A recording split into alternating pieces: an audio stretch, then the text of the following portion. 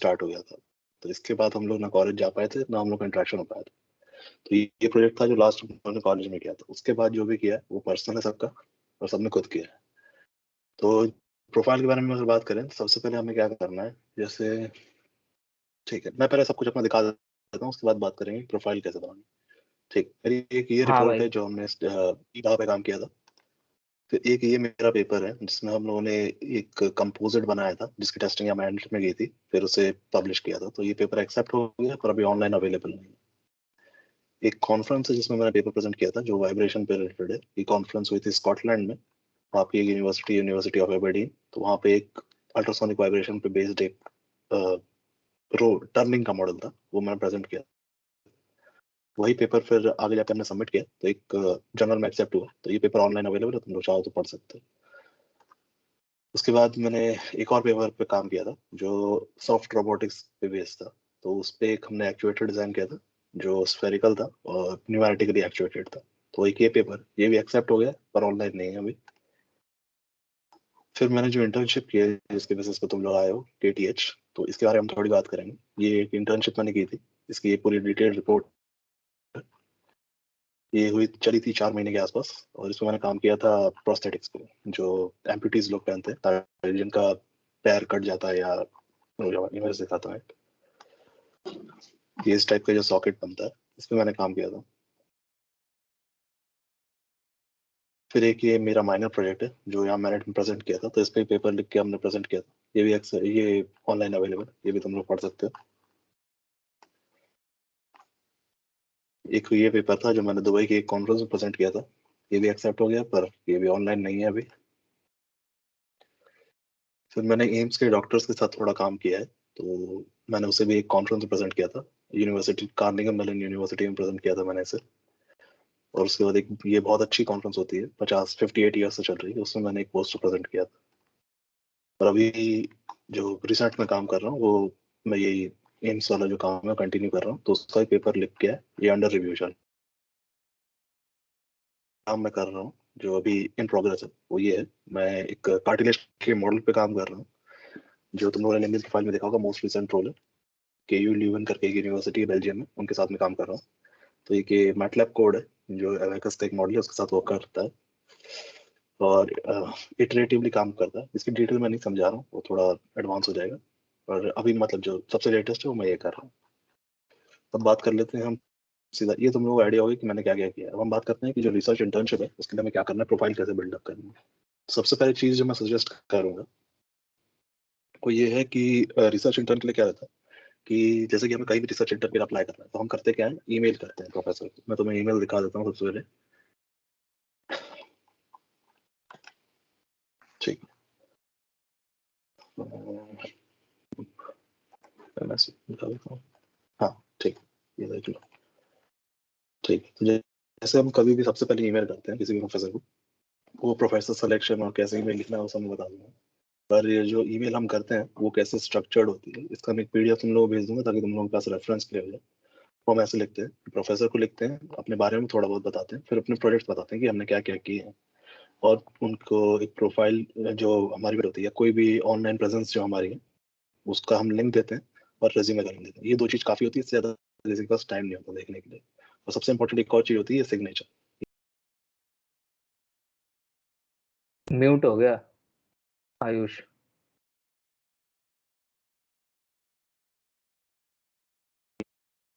किसी ने म्यूट कर दिया मेरे को लग रहा है, ऐसा हाँ मत करो यार। गलती से हो गया होगा किसी ठीक, से। चलो ठीक। तो ये ईमेल का स्ट्रक्चर है, इसकी PDF मैं तुम लोगों के साथ शेयर कर दूंगा। तो सबसे पहले हाँ मैं करना क्या है, जैसे कि मैंने बताया था हम लोगों ने, जैसे कि हम लोगों ने यहाँ पे काम किया था ई बहा पे। तो उसके बाद हम लोग का कनेक्शन टूट गया, तो फिर मैंने क्या काम करना शुरू किया मैं एक्सप्लेन करता हूँ। तो जैसे कि हमारा कोविड स्टार्ट हुआ तो हम सबसे पहले एक ऑनलाइन प्रेजेंट हमें बिल्ड करनी होती है। तो ऑनलाइन प्रेजेंट बिल्ड करने के सबसे इंपॉर्टेंट होती है वेबसाइट। वेबसाइट जैसे कि तुम देख रहे हो मैंने बनाई हुई है, इसमें मेरी हर चीज अप टू डेट रहती है कि मैंने क्या रिसेंट एक्सपीरियंस है, क्या एजुकेशन है, क्या अचीवमेंट है, क्या पब्लिकेशन है, किस कॉन्फ्रेंस में प्रेजेंट किया है, क्या अवार्ड्स एंड अचीवमेंट है, ये सब इसमें पूरे टाइम में अप टू डेट रखता हूँ। रेज्यूमे भले ही अप टू डेट नहीं हो पर ये हमेशा अपडेटेड रहता है। और ये पोर्टफोलियो है, इसमें मेरे हर प्रोजेक्ट के बारे में लिखा हुआ है और उसकी डिटेल अवेलेबल है। उसकी डिटेल कभी भी किसी को पढ़नी है तो यहाँ पे छोटे से शॉर्ट फॉर्म में पढ़ सकता है, और ज्यादातर इमेज के फॉर्म में डिस्प्ले होता है, क्योंकि तुम कभी भी किसी प्रोफेसर को ईमेल करते हो तो उसके इतना टाइम नहीं होता कि वो तुम्हारी हर चीज पढ़े, और वो इमेजेस देखने के लिए तैयार होता है। और अगर वेबसाइट है तो तुरंत जल्दी से समझ में आ जाता है समरी कि तुमने किया क्या क्या। तो सबसे इंपॉर्टेंट होती है वेबसाइट, उसमें लास्ट में तुम्हारी कॉन्टैक्ट डिटेल्स होनी चाहिए और सब कुछ होना चाहिए। तो ये हो गया ऑनलाइन प्रेजेंस। ऑनलाइन प्रेजेंस के लिए दो चीज इंपॉर्टेंट है, एक वेबसाइट और एक up to date LinkedIn profile. ये दो चीज अगर तुम्हारी मेंटेन है तो तुम्हारी ऑनलाइन प्रेजेंस काफी ठीक है, मतलब काफी काम अच्छा है। तो कोई भी तुम्हें अगर सर्च करता है वो, तो वो आराम से मिल सकते हैं। उसके बाद एक होता है गूगल स्कॉलर प्रोफाइल, ये हम बिल्ड करते हैं जब हमारा पेपर पब्लिश हो जाता है। उसके बाद यहाँ पे पेपर्स दिखने लगते हैं हमारे जितने ऑनलाइन अवेलेबल हैं। तो अभी यहाँ पे 3 जो है वो ऑनलाइन अवेलेबल है और 3 दिख रहे हैं। ये थोड़े मैच्योरिटी स्टेज में आता है जब तुम्हारा काफी कुछ पब्लिकेशन हो जाए।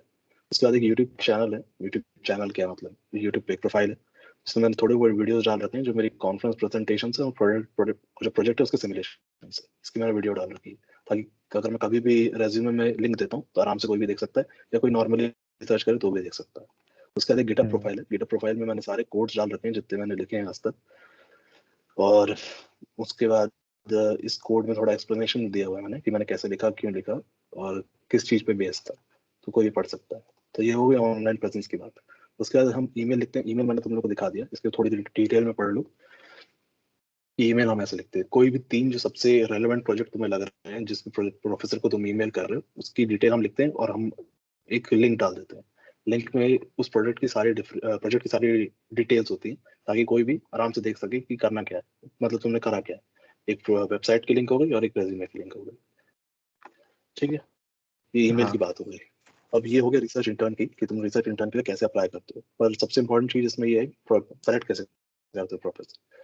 तो सेलेक्ट प्रोफेसर ऐसे करना है तुम्हें कि जैसे कि तुम्हें सबसे पहले क्लियर करना है कि तुम्हारा डोमेन क्या है। तो मान लो तुम्हारा डोमेन कोई भी है, कंप्यूटेशनल मैकेनिक्स, ठीक है। तो कंप्यूटेशनल मैकेनिक्स मान लेते हैं तुम्हारा डोमेन है। तो तुमने अगर कंप्यूटेशनल मैकेनिक्स चला तो इसके आगे डाल दो रिसर्च लैब्स।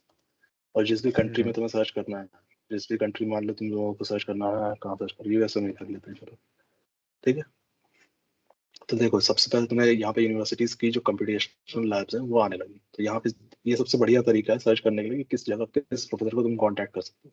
कोई भी डोमेन जिसमें तुम्हें काम करना है वो डालो, रिसर्च लैब्स डालो, और जो भी कंट्री है वहाँ पे सर्च करना है वो डालो। तो तुम्हारे पास सबसे इजीली आ जाता है कि कौन सी रिसर्च लैब है जो एक्टिव है और इसमें काम करती है। तो कोई भी रिसर्च लैब अगर तुम्हारे पास आती है, तो स्टैनफोर्ड वगैरह को तो नहीं हम कॉन्टैक्ट करते क्योंकि उतना नहीं हमारा लेवल है, पर जस्ट रेफरेंस के लिए बता देता हूँ कि जैसे ये तो लाइव आ गई, तो इसमें एक जगह लिखा रहता है स्टाफ, ये रहा, कि कौन कौन इस लैब में इन्वॉल्व है। तो तुम्हारे पास जैसे स्टाफ का कांटेक्ट डिटेल्स आ गई तो तुम उनको कांटेक्ट कर सकते हो। ये हो गया। तो इनको जैसे मैंने ईमेल लिखना दिखाया वैसे ही इन लोगों को ईमेल लिख सकते हो। और ईमेल लिखने के बाद तुम्हें अराउंड जो ईमेल्स लिखनी रहती, जैसे मैंने जो ईमेल का सैंपल दिखाया था, वैसे ही तुम्हें मतलब एकेडमिया में ये है सेइंग कि आप अंडर ग्रेजुएट में अगर आपको इंटर्नशिप चाहिए तो आपको मिनिमम 2000 ईमेल्स लिखनी पड़ती हैं प्रोफेसर को, तब जाके कंफर्म मिल जाती है। पर ये कोई ऐसा नंबर नहीं है कि 2000 ईमेल्स आपको लिखनी तो लिखनी ही पड़ेगी, पर ये कंफर्म रहता है कि 2000 आपने लिख दी तो आपकी इंटर्नशिप पक्की है। तो कुछ में बहुत से लोगों को जल्दी मिल जाती है, इतना नहीं वेट करना पड़ता। पर ये है कि अगर आप 2000 लिखेंगे तो आपको पक्का मिल जाएगा। मैं अपना पर्सनली बता देता हूँ, मेरा 300-350 के अराउंड में इंटर्नशिप मुझे मिल गई थी। मैंने 3-4 यूनिवर्सिटी के साथ काम किया है। कुछ प्रोजेक्ट सक्सेसफुल रहे, कुछ प्रोजेक्ट्स बीच में ड्रॉप करने पड़ गए क्योंकि वहाँ से मोटिवेशन अच्छा नहीं आया, काम सही से नहीं चल रहा था। तो 2 मैंने जिसके साथ काम किया जो अच्छा चल रहा है वो केटीएच है और केयूएलयू। मैंने एक मिशिगन स्टेट के साथ काम शुरू किया था मैंने, वो काफी अच्छा नहीं चल पाया, उनकी तरफ से इनपुट नहीं मिला, मैंने ड्रॉप कर दिया। बाकी ईपीएफएल की बात नहीं करेंगे, ये बहुत बड़ी यूनिवर्सिटी है, ठीक हो। तो ये मैंने बता दिया रिसर्च इंटर्नशिप के बारे में, बेसिक बेसिक जितना तुम्हें अभी क्लियर हो सकता था। उसके बाद हम बात कर लेते हैं कि ठीक है, चलो इसकी बात हमने कर ली। इसकी बात ये कर लेते हैं कि मेरिट में जो तुम्हें, ये तो मैंने बता दिया कि तुम्हें कांटेक्ट कैसे करना है और प्रोफाइल कैसे बिल्ड करनी है। और प्रोफाइल बिल्ड करने के लिए पहले तुम्हें कुछ प्रोजेक्ट्स तुम्हारे हाथ में होने चाहिए। जैसे मैंने प्रोजेक्ट्स लिख के दिखाए थे कि इतने प्रोजेक्ट्स हाँ। तुम्हारे, तो ये प्रोजेक्ट्स तुम्हारे हाथ में होने चाहिए। तो वो प्रोजेक्ट्स बिल्ड करने के लिए तुम क्या करो, तो अपने पास जो ऑप्शन रहता है वो ये रहता है कि हम खुद इंडिपेंडेंटली काम कर, इंडिपेंडेंटली काम करेंगे तो थोड़ा हमें दिक्कत होती है और गाइडेंस सही नहीं मिल पाती तो थोड़ा प्रॉब्लम जाती है, टाइम ज़्यादा वेस्ट होता है, टाइम ज़्यादा लग जाता है हमें ज़्यादा चीज़ें करने में। अगर हमारे पास गाइडेंस हो तो हम जल्दी जल्दी कर सकते हैं। तो जो हमारे पास ऑप्शन है वो ये है कि मैरिट के प्रोफेसर्स के साथ हम काम कर सकते हैं। तो मैरिट के प्रोफेसर्स का ये है कि आप अगर चाहें उनके साथ काम कर सकते हैं। बहुत सारे लोग हैं जो आपके साथ काम करने को रेडी हैं, पर ये रहता है कि जैसे कि बहुत बिजी रहते हैं प्रोफेसर, उनके पास तुम्हें पढ़ाने के अलावा भी बहुत काम रहते हैं, एकेडमिक काम रहते हैं, पेपर लिखना रहता है, और जो क्या कहते हैं, मैनेजमेंट के बहुत सारे काम रहते हैं।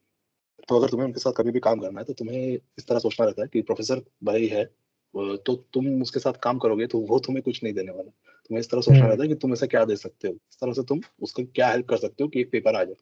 इस तरह से तुम्हें सोचना रहता है। तो मेरिट के बारे में मैं ये बता देता हूँ कि यहाँ के प्रोफेसर का अच्छा है, काफी अच्छा नॉलेज है, काम भी सब अच्छा करते हैं, पर ये चाहते हैं कि तुम्हारा जो हो कंप्यूटेशनल पार्ट थोड़ा अच्छा।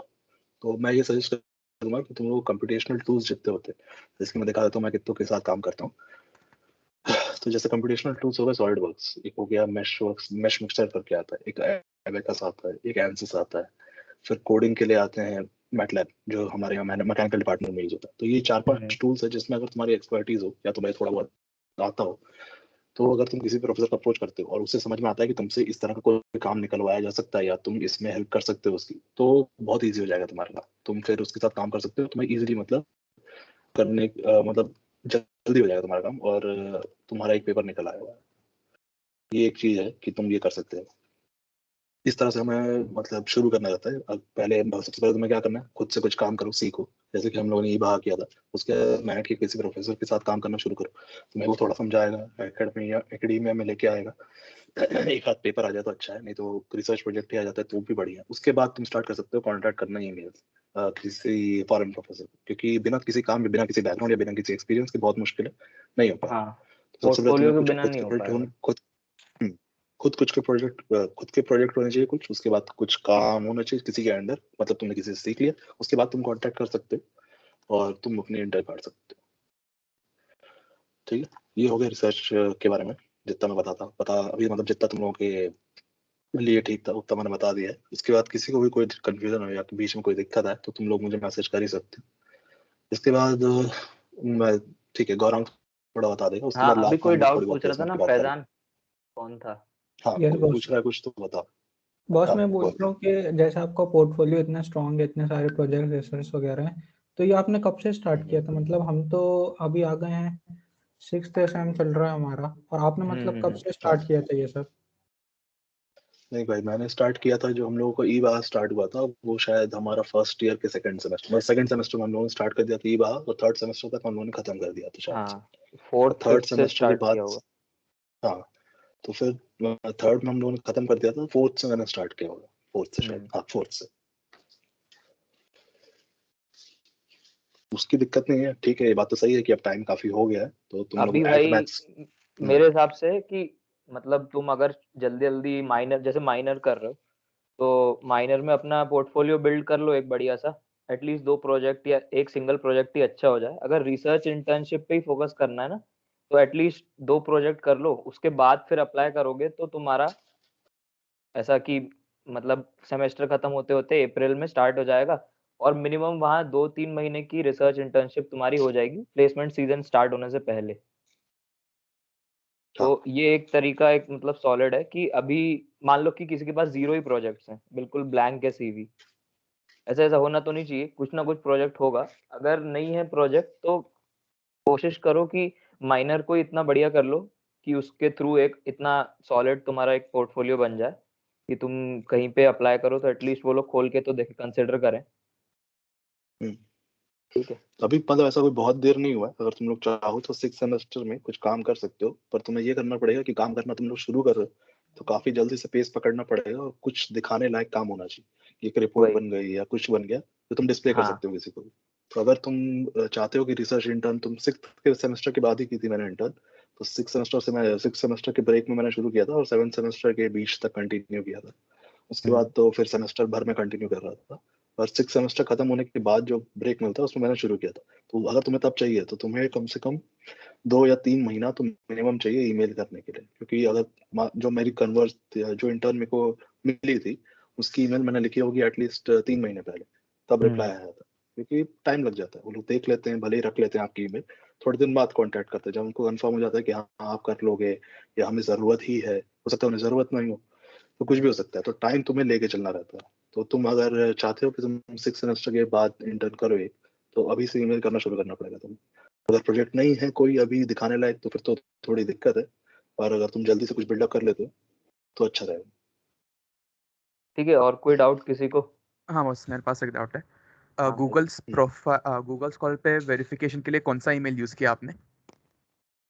हाँ, वेरिफिकेशन के लिए तो हमें वही ईमेल चाहिए रहता है जो हमारे को इंस्टीट्यूट से मिला है, पर जो प्रोफाइल है मेरी वो जीमेल के ही अकाउंट से। तो मतलब मेरा जीमेल अकाउंट जब तक मेरे पास है तब तक मेरी प्रोफाइल सेफ है। जब मेरा हाँ सर, इंस्टीट्यूट का मतलब एफिलिएशन खत्म हो जाएगा मैंने भी अभी एक तब गूगल प्रोफाइल पे बनाया था क्योंकि 2 पेपर अवेलेबल है मेरे पास। तो वेरिफिकेशन हम्म, में भी दिक्कत आ रही है because the email given to us by college उस पे वो हाँ उस पे नहीं वेरिफिकेशन का होगा। ईमेल नहीं आ रही। तो मैं किसी को कांटेक्ट कर सकता हूँ क्या इसके बारे में? तेरी कौन सी ईमेल है जो स्कॉलर जो नंबर से स्कॉलर स्टार्ट नंबर होती है वो वाली वाली है की ना। बात कर? हाँ स्कॉलर नंबर नहीं, वाली। उससे नहीं होगा। उससे नहीं होगा, तुझे क्या करना पड़ेगा, जैसे कि मेरी जो ईमेल है जो मैं दिखा रहा था वो थोड़ी सी अलग है। जैसे कि अभी जो अपने को ये मिली है टीम्स पे काम करने के लिए, टीम्स पे काम करने वाली अलग है, और जो हमें ये मिली है ये वाली ईमेल है मेरी। ईमेल नहीं दिख रही क्या? छोड़ो, रुको। नहीं नहीं। ये देखो, जैसे हाँ। कि ए एस लिखा हुआ है ना शुरू में, तो ये ईमेल अलग है। ये ईमेल ऐसी है जिससे इनबॉक्स भी चलता है। जो अभी ईमेल तुम्हें मिली हुई है वो सिर्फ हाँ, टीम्स चलाने के लिए, उससे ये नहीं चलेगा, तो उससे नहीं वेरीफाई कर सकते तो वैसी ईमेल बनवानी पड़ेगी। तो वो तो किसको एचओडी से कांटेक्ट करना? कंसल्ट कर लेना। मैकेनिकल का एचओडी? एचओडी को एक, हाँ, मैकेनिकल के एचओडी एप्लीकेशन। को एक एप्लीकेशन दे देना, तो फिर 1 वीक लगेगा, 1 वीक में बन जाती है। ओके हाँ, ठीक है बस, थैंक वो उसमें कोई सोफिस्टिकेट काम नहीं है, वो हो जाएगा। यू। ओके ठीक है। ठीक है और भाई किसी लोग। को कोई कंफ्यूजन?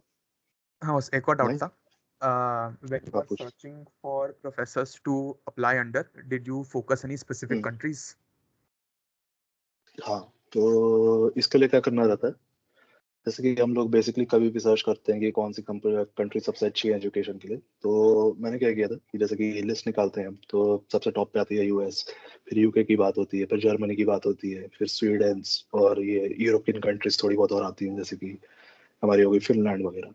तो मैंने क्या किया था कि जैसे कि कंट्री निकालते हैं तो सबसे पहले ये कर लो कि कंट्री वाइज स्कूल्स की लिस्ट निकाल लो। स्कूल्स की लिस्ट जब तुम्हारी निकल जाती है यूनिवर्सिटीज की, उसके बाद उसके अंदर जाके डिपार्टमेंट सर्च करो। तो मैंने फोकस किया था यूएस पे, यूके पे, और यूरोप की जितनी कंट्रीज है सब पे जो मुझे अच्छी लग रही थी, क्योंकि जो हमारे इंस्टीट्यूट है टॉप वाले, वो बहुत सी कंट्रीज में है। सिर्फ ऐसा नहीं है कि यूएस में कंसंट्रेटेड है, यूएस में बहुत सारे हैं, पर टॉप वाले और भी बहुत जगह फैले हुए हैं। तो इसके लिए तुम एक काम ये कर सकते हो, क्यूएस रैंकिंग करके एक लिस्ट होती है, वो निकाल लो, और उसकी जो टॉप 100 वाली यूनिवर्सिटीज है वो पकड़ लो। टॉप 20 या टॉप 30 में मिलना बहुत मुश्किल है, मुश्किल से ही हो पाता है, पर 30 के नीचे आओ तो चांस बढ़ जाते हैं थोड़े। तो 30 to 100 टारगेट कर सकते हो तुम लोग कि इन यूनिवर्सिटीज को मैं टारगेट करूंगा, इनको ईमेल लिखूंगा। और उसके बाद उसके नीचे जितनी भी यूनिवर्सिटीज हैं सबको ट्राई कर सकते हो। बहुत मत जाना, 150 के आगे मैं नहीं रिकमेंड करूंगा क्योंकि कुछ खास फायदा नहीं है। तो 30 to 150 उतना ट्राई कर सकते हो।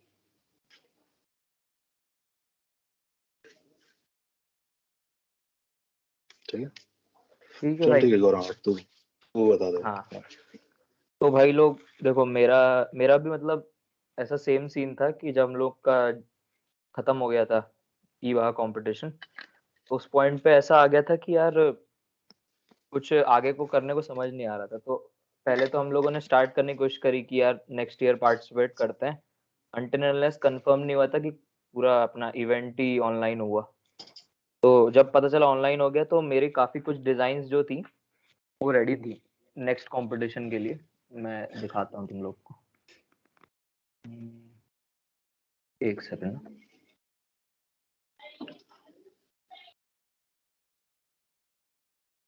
दिख रही है मेरी स्क्रीन, दिख रही है? हाँ बॉस। हाँ, तो देखो, मेरा पोर्टफोलियो तो मैं बता दूं, पहले अपने बारे में बता दूं कि अभी ऐसे ही ईवाह कंपटीशन था, उसमें सस्पेंशन डिपार्टमेंट था मेरा, और उसी के बाद फिर मैंने ये रिसर्च पेपर पे काम स्टार्ट किया। तो जैसे आयुष ने बताया ना कि मतलब अकेले करते हैं और गाइडेंस नहीं होती है तो काफी ज्यादा टाइम कंज्यूम हो जाता है। तो यही इशू आ रहे थे कि जब मैं स्टार्ट करने बैठा कि भाई मेरे को अब कुछ करना है आगे, उससे उससे उसी फील्ड में रिलेटेड, तो मेरे पास ये इस टाइप की रिसर्च इंटर्न्स की उस टाइप की गाइडेंस ही नहीं थी। तो मैंने सोचा कि भाई अब मैं अपना ही रिसर्च प्रोजेक्ट स्टार्ट करता हूँ। तो सिंगल सिंगल अकेला था मैं। और दूसरी चीज कि जब आपके पास टीम नहीं होती और ऐसा टाइम प्रेशर नहीं होता ना, तो चीजें करने में बहुत ज्यादा टाइम कंज्यूम हो जाता है। तो जब मैंने स्टार्ट किया, तो स्टार्ट मैंने इससे किया, अपनी जो मेरी प्रीवियस डिजाइन थी बाहा की, तो तुम लोगों ने भी देखी होगी, उसमें एच आर्म फ्रेम सस्पेंशन था ऐसा।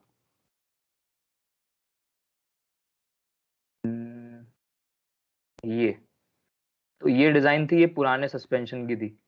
तो मैंने इसी में क्या कहते हैं ऑल्टरेशंस करके, इसी जैसे ये एच आर्म है ना, तो इसमें तुम ये 4 पॉइंट्स देखोगे, तो ये एक प्लेन में लाया करेंगे, ठीक है। तो इसको प्लेनर एच आर्म के फॉर्म में ही जाना जाता है। ये स्टैंडर्ड सस्पेंशन ज्योमेट्री है जो तुम्हें किसी भी टेक्स्ट बुक में मिल जाती। तो मेरा हमेशा से ये फैसिनेशन था कि यार अगर हम इसको प्लेनर की जगह 2 एक्सिस में डिवाइड कर दें और एक कांस्टेंट एंगुलर क्या कहते हैं डिफरेंस बीच में क्रिएट कर दें दोनों एक्सिस के, तो उसके थ्रू क्या होगा। पहली चीज जो मैंने देखी, तो मैंने पहले तो वो किया अपना, ये रिसर्च पेपर मेरा आरआई में पब्लिश हुआ है अभी रिसेंटली, पहला एडिशन था उनका। आरआई मतलब वही automotive research association of India, जो तुम्हारे कमर्शियल व्हीकल्स हैं उनके स्टैंडर्ड्स वगैरह वो सभी वही सेट करती है। तो उनकी एक जर्नल अभी लॉन्च हुई है, उसमें मेरा पेपर छपा है। तो सिंगल पेपर ही था मेरा, 1.5 साल करीबन लग गए। तो उस पेपर में यही था मेन कॉन्सेप्ट कि अगर इसमें एंगुलर दे देंगे तो क्या होगा। तो मैं रिसर्च का तुम लोग को एक स्ट्रक्चर समझा रहा हूँ कि स्टार्ट कैसे करते हैं। अगर इंडिविजुअल रिसर्च भी स्टार्ट करना है या इंडिविजुअल प्रोजेक्ट ही करना है, तो ये रफ वर्क सबसे पहले तो जो भी तुम्हारे माइंड में आइडियाज हैं उनको डॉक्यूमेंट करना, भले ही रफ स्टाइल में हो बट एटलीस्ट डॉक्यूमेंटेशन तो इम्पोर्टेंट है। तो मैंने जब प्रीवियस डिजाइन को कंपेयर किया, तो मैंने इस टाइप की कोई ज्योमेट्री बनाई कि पहले ये प्लेनर थी और मैंने इसमें जब एंगुलर डिफॉर्मेशन दिया इस टाइप से, तब जाके तुम देखोगे कि यहाँ पे मैंने लिखा है कि प्रेजेंट अल्फा इन एच आर्म रोटेशनल एक्सिस। ये बेनिफिट्स थे। पहला बेनिफिट क्या था इसका कि transfer of force in vertical direction. तो अगर ऐसा कोई इस टाइप का स्पीड ब्रेकर आ रहा है, तो इंस्टेड ऑफ, अगर ये प्लेनर है इस वाले केस में, तो सडन जर्क लगेगा अपन अपनी गाड़ी को। और अगर ये एक इंक्लाइंड प्लेन पे है, तो जो ट्रैवर्स होगा, जो जर्क का जो डायरेक्शन होगा वो स्प्लिट हो जाएगा, और जो ये वाला डायरेक्शन ऑफ फोर्स है, ये तुम लोग की जो स्प्रिंग है, स्ट्रट्स है, उनको स्मूथली कंप्रेस करने में हेल्प करेगा। तो ये एक कंसेप्ट माइंड में कहीं से ओरिजिनेट हुआ। तुम लोग के मन में भी कुछ ना कुछ आइडिया इस टाइप के आते रहते होंगे कि कुछ किसी में कुछ हल्का सा ऑल्ट्रेशन कर दिया तो कहीं पे कुछ बेनिफिट हो जाए, किसी टाइप से मैकेनिकल प्रॉपर्टीज इंप्रूव हो जाए किसी चीज की। तो यही था यार इसमें। अब रफ वर्क मैंने जब स्टार्ट किया फाइनली, तो तुम लोग को ये दिख रहा है इसमें मैंने इसको मैंने जब प्रॉपरली फॉर्मुलेट किया, तो बाद में जाके पता चला कि एक टाइप का टो जनरेट हो रहा है। तो उसको बोलते हैं कि पीछे की जो वो है व्हील्स हैं वो स्टीयर हो पा रहे हैं, ठीक है, इस टाइप का। ये देख रहे हो कि जब ये इसको मैं एंगुलर डिफॉर्मेशन दूंगा, तो वो फोर्स वाली जो बात थी वो तो सेकेंडरी रह गई, एक नई चीज निकल के आई सामने। तो रिसर्च का यही पॉइंट होता है कि जब तुम स्टार्ट करते हो तो तुम उस मोटिव से नहीं करते जिससे एंड प्रोडक्ट निकल के आए। तो जब ये बम्प में गया टायर और मैंने ऐसे ही सिमुलेट करके देखा, तो सिमुलेशन में सामने ये वीडियो सामने आई। ये मैंने लोटस सस्पेंशन सॉफ्टवेयर है, तो इसमें जब मैंने रोल वाली कंडीशन है, इसमें तुम लोग को लेफ्ट साइड में 3D bump, 2D role, 2D bump, ये इस टाइप की चीजें, वो वही जैसे आयुष ने समझाया ना कि जो टूल्स हैं उनकी रिक्वायरमेंट क्या है। तो टूल्स की जो रिक्वायरमेंट है वो एक प्रोजेक्ट से जनरेट होती है। एक प्रोजेक्ट के अराउंड टूल्स रिवॉल्व करते हैं। केवल टूल के बेसिस पे तुम किसी को प्रूव नहीं कर सकते कि हाँ मेरे में स्किल्स हैं, क्योंकि टूल ऑपरेट करना तो लेबोरियस जॉब है। मतलब तुम लोग को ऐसा उसमें कोई स्किल नहीं लगती। तो ये जो टूल्स की नॉलेज है ये प्रोजेक्ट के अराउंड रिवॉल्व करती है। अगर तुम प्रोजेक्ट मेंशन करोगे कहीं पे भी किसी भी चीज के लिए, तो प्रोजेक्ट में वो अज्यूम कर लेगा कि तुम्हें ये स्पेसिफिक टूल्स आते होंगे, ठीक है। तो इस टाइप की 4 व्हील ज्योमेट्री निकल के आई, ये दिख रही होगी तुमको रोल में। ये मैंने खुद ही नोटिस करी और मैं खुद ही हैरान रह गया कि ये इस टाइप से कैसे हो सकता है। फिर मैंने इसका फॉर्मूला निकालने की कोशिश करी, एक सिंपल सा डेरिवेशन था जो तुमने रफ वर्क में देखा था, उसी को मैंने प्रॉपर उसमें पब्लिश करवाने के लिए ऐसे फ्रेम किया। तो ये सब चीजें निकल के आई। फिर इसमें डिफिकल्टीज आ रही थी कि जब मान लो कि दोनों टायर साथ में ऊपर नीचे होंगे, तो ये चैलेंजेस आएंगे अपने को।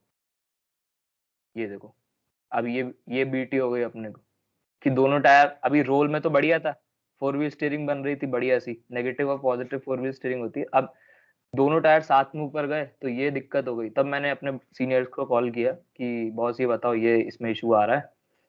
तो अब उनने बोला कि कर भाई तू कुछ कर, उनको भी समझ में नहीं आया। तब उनने तो क्लियरली, ऐसे ही तुम किसी को भी अप्रोच करोगे ना प्रॉब्लम के साथ, तो प्रोफेसर्स का फर्स्ट रिएक्शन यही होता है कि यार इम्प्रैक्टिकल प्रोजेक्ट है, ये नहीं हो सकता, ये तुमने जो बनाया है इसलिए अभी, वो उनका यही प्रॉम्प्ट टू यही रिएक्शन होता है कि अभी तक इसलिए नहीं बनी क्योंकि ये यहाँ पे फेल हो गई, ये दिक्कतें आई। ठीक है, तो मैंने एक प्रॉब्लम स्टेटमेंट की तरह उसको ले लिया और फिर मैंने क्या किया कि इसी एच आर्म फ्रेम ज्योमेट्री में एक ट्रेलिंग आर्म ज्योमेट्री होती है सस्पेंशन की, जो कि बाइक्स में यूज होती है, तो वो मैंने इसके साथ इसमें इंटीग्रेट करी इस टाइप से।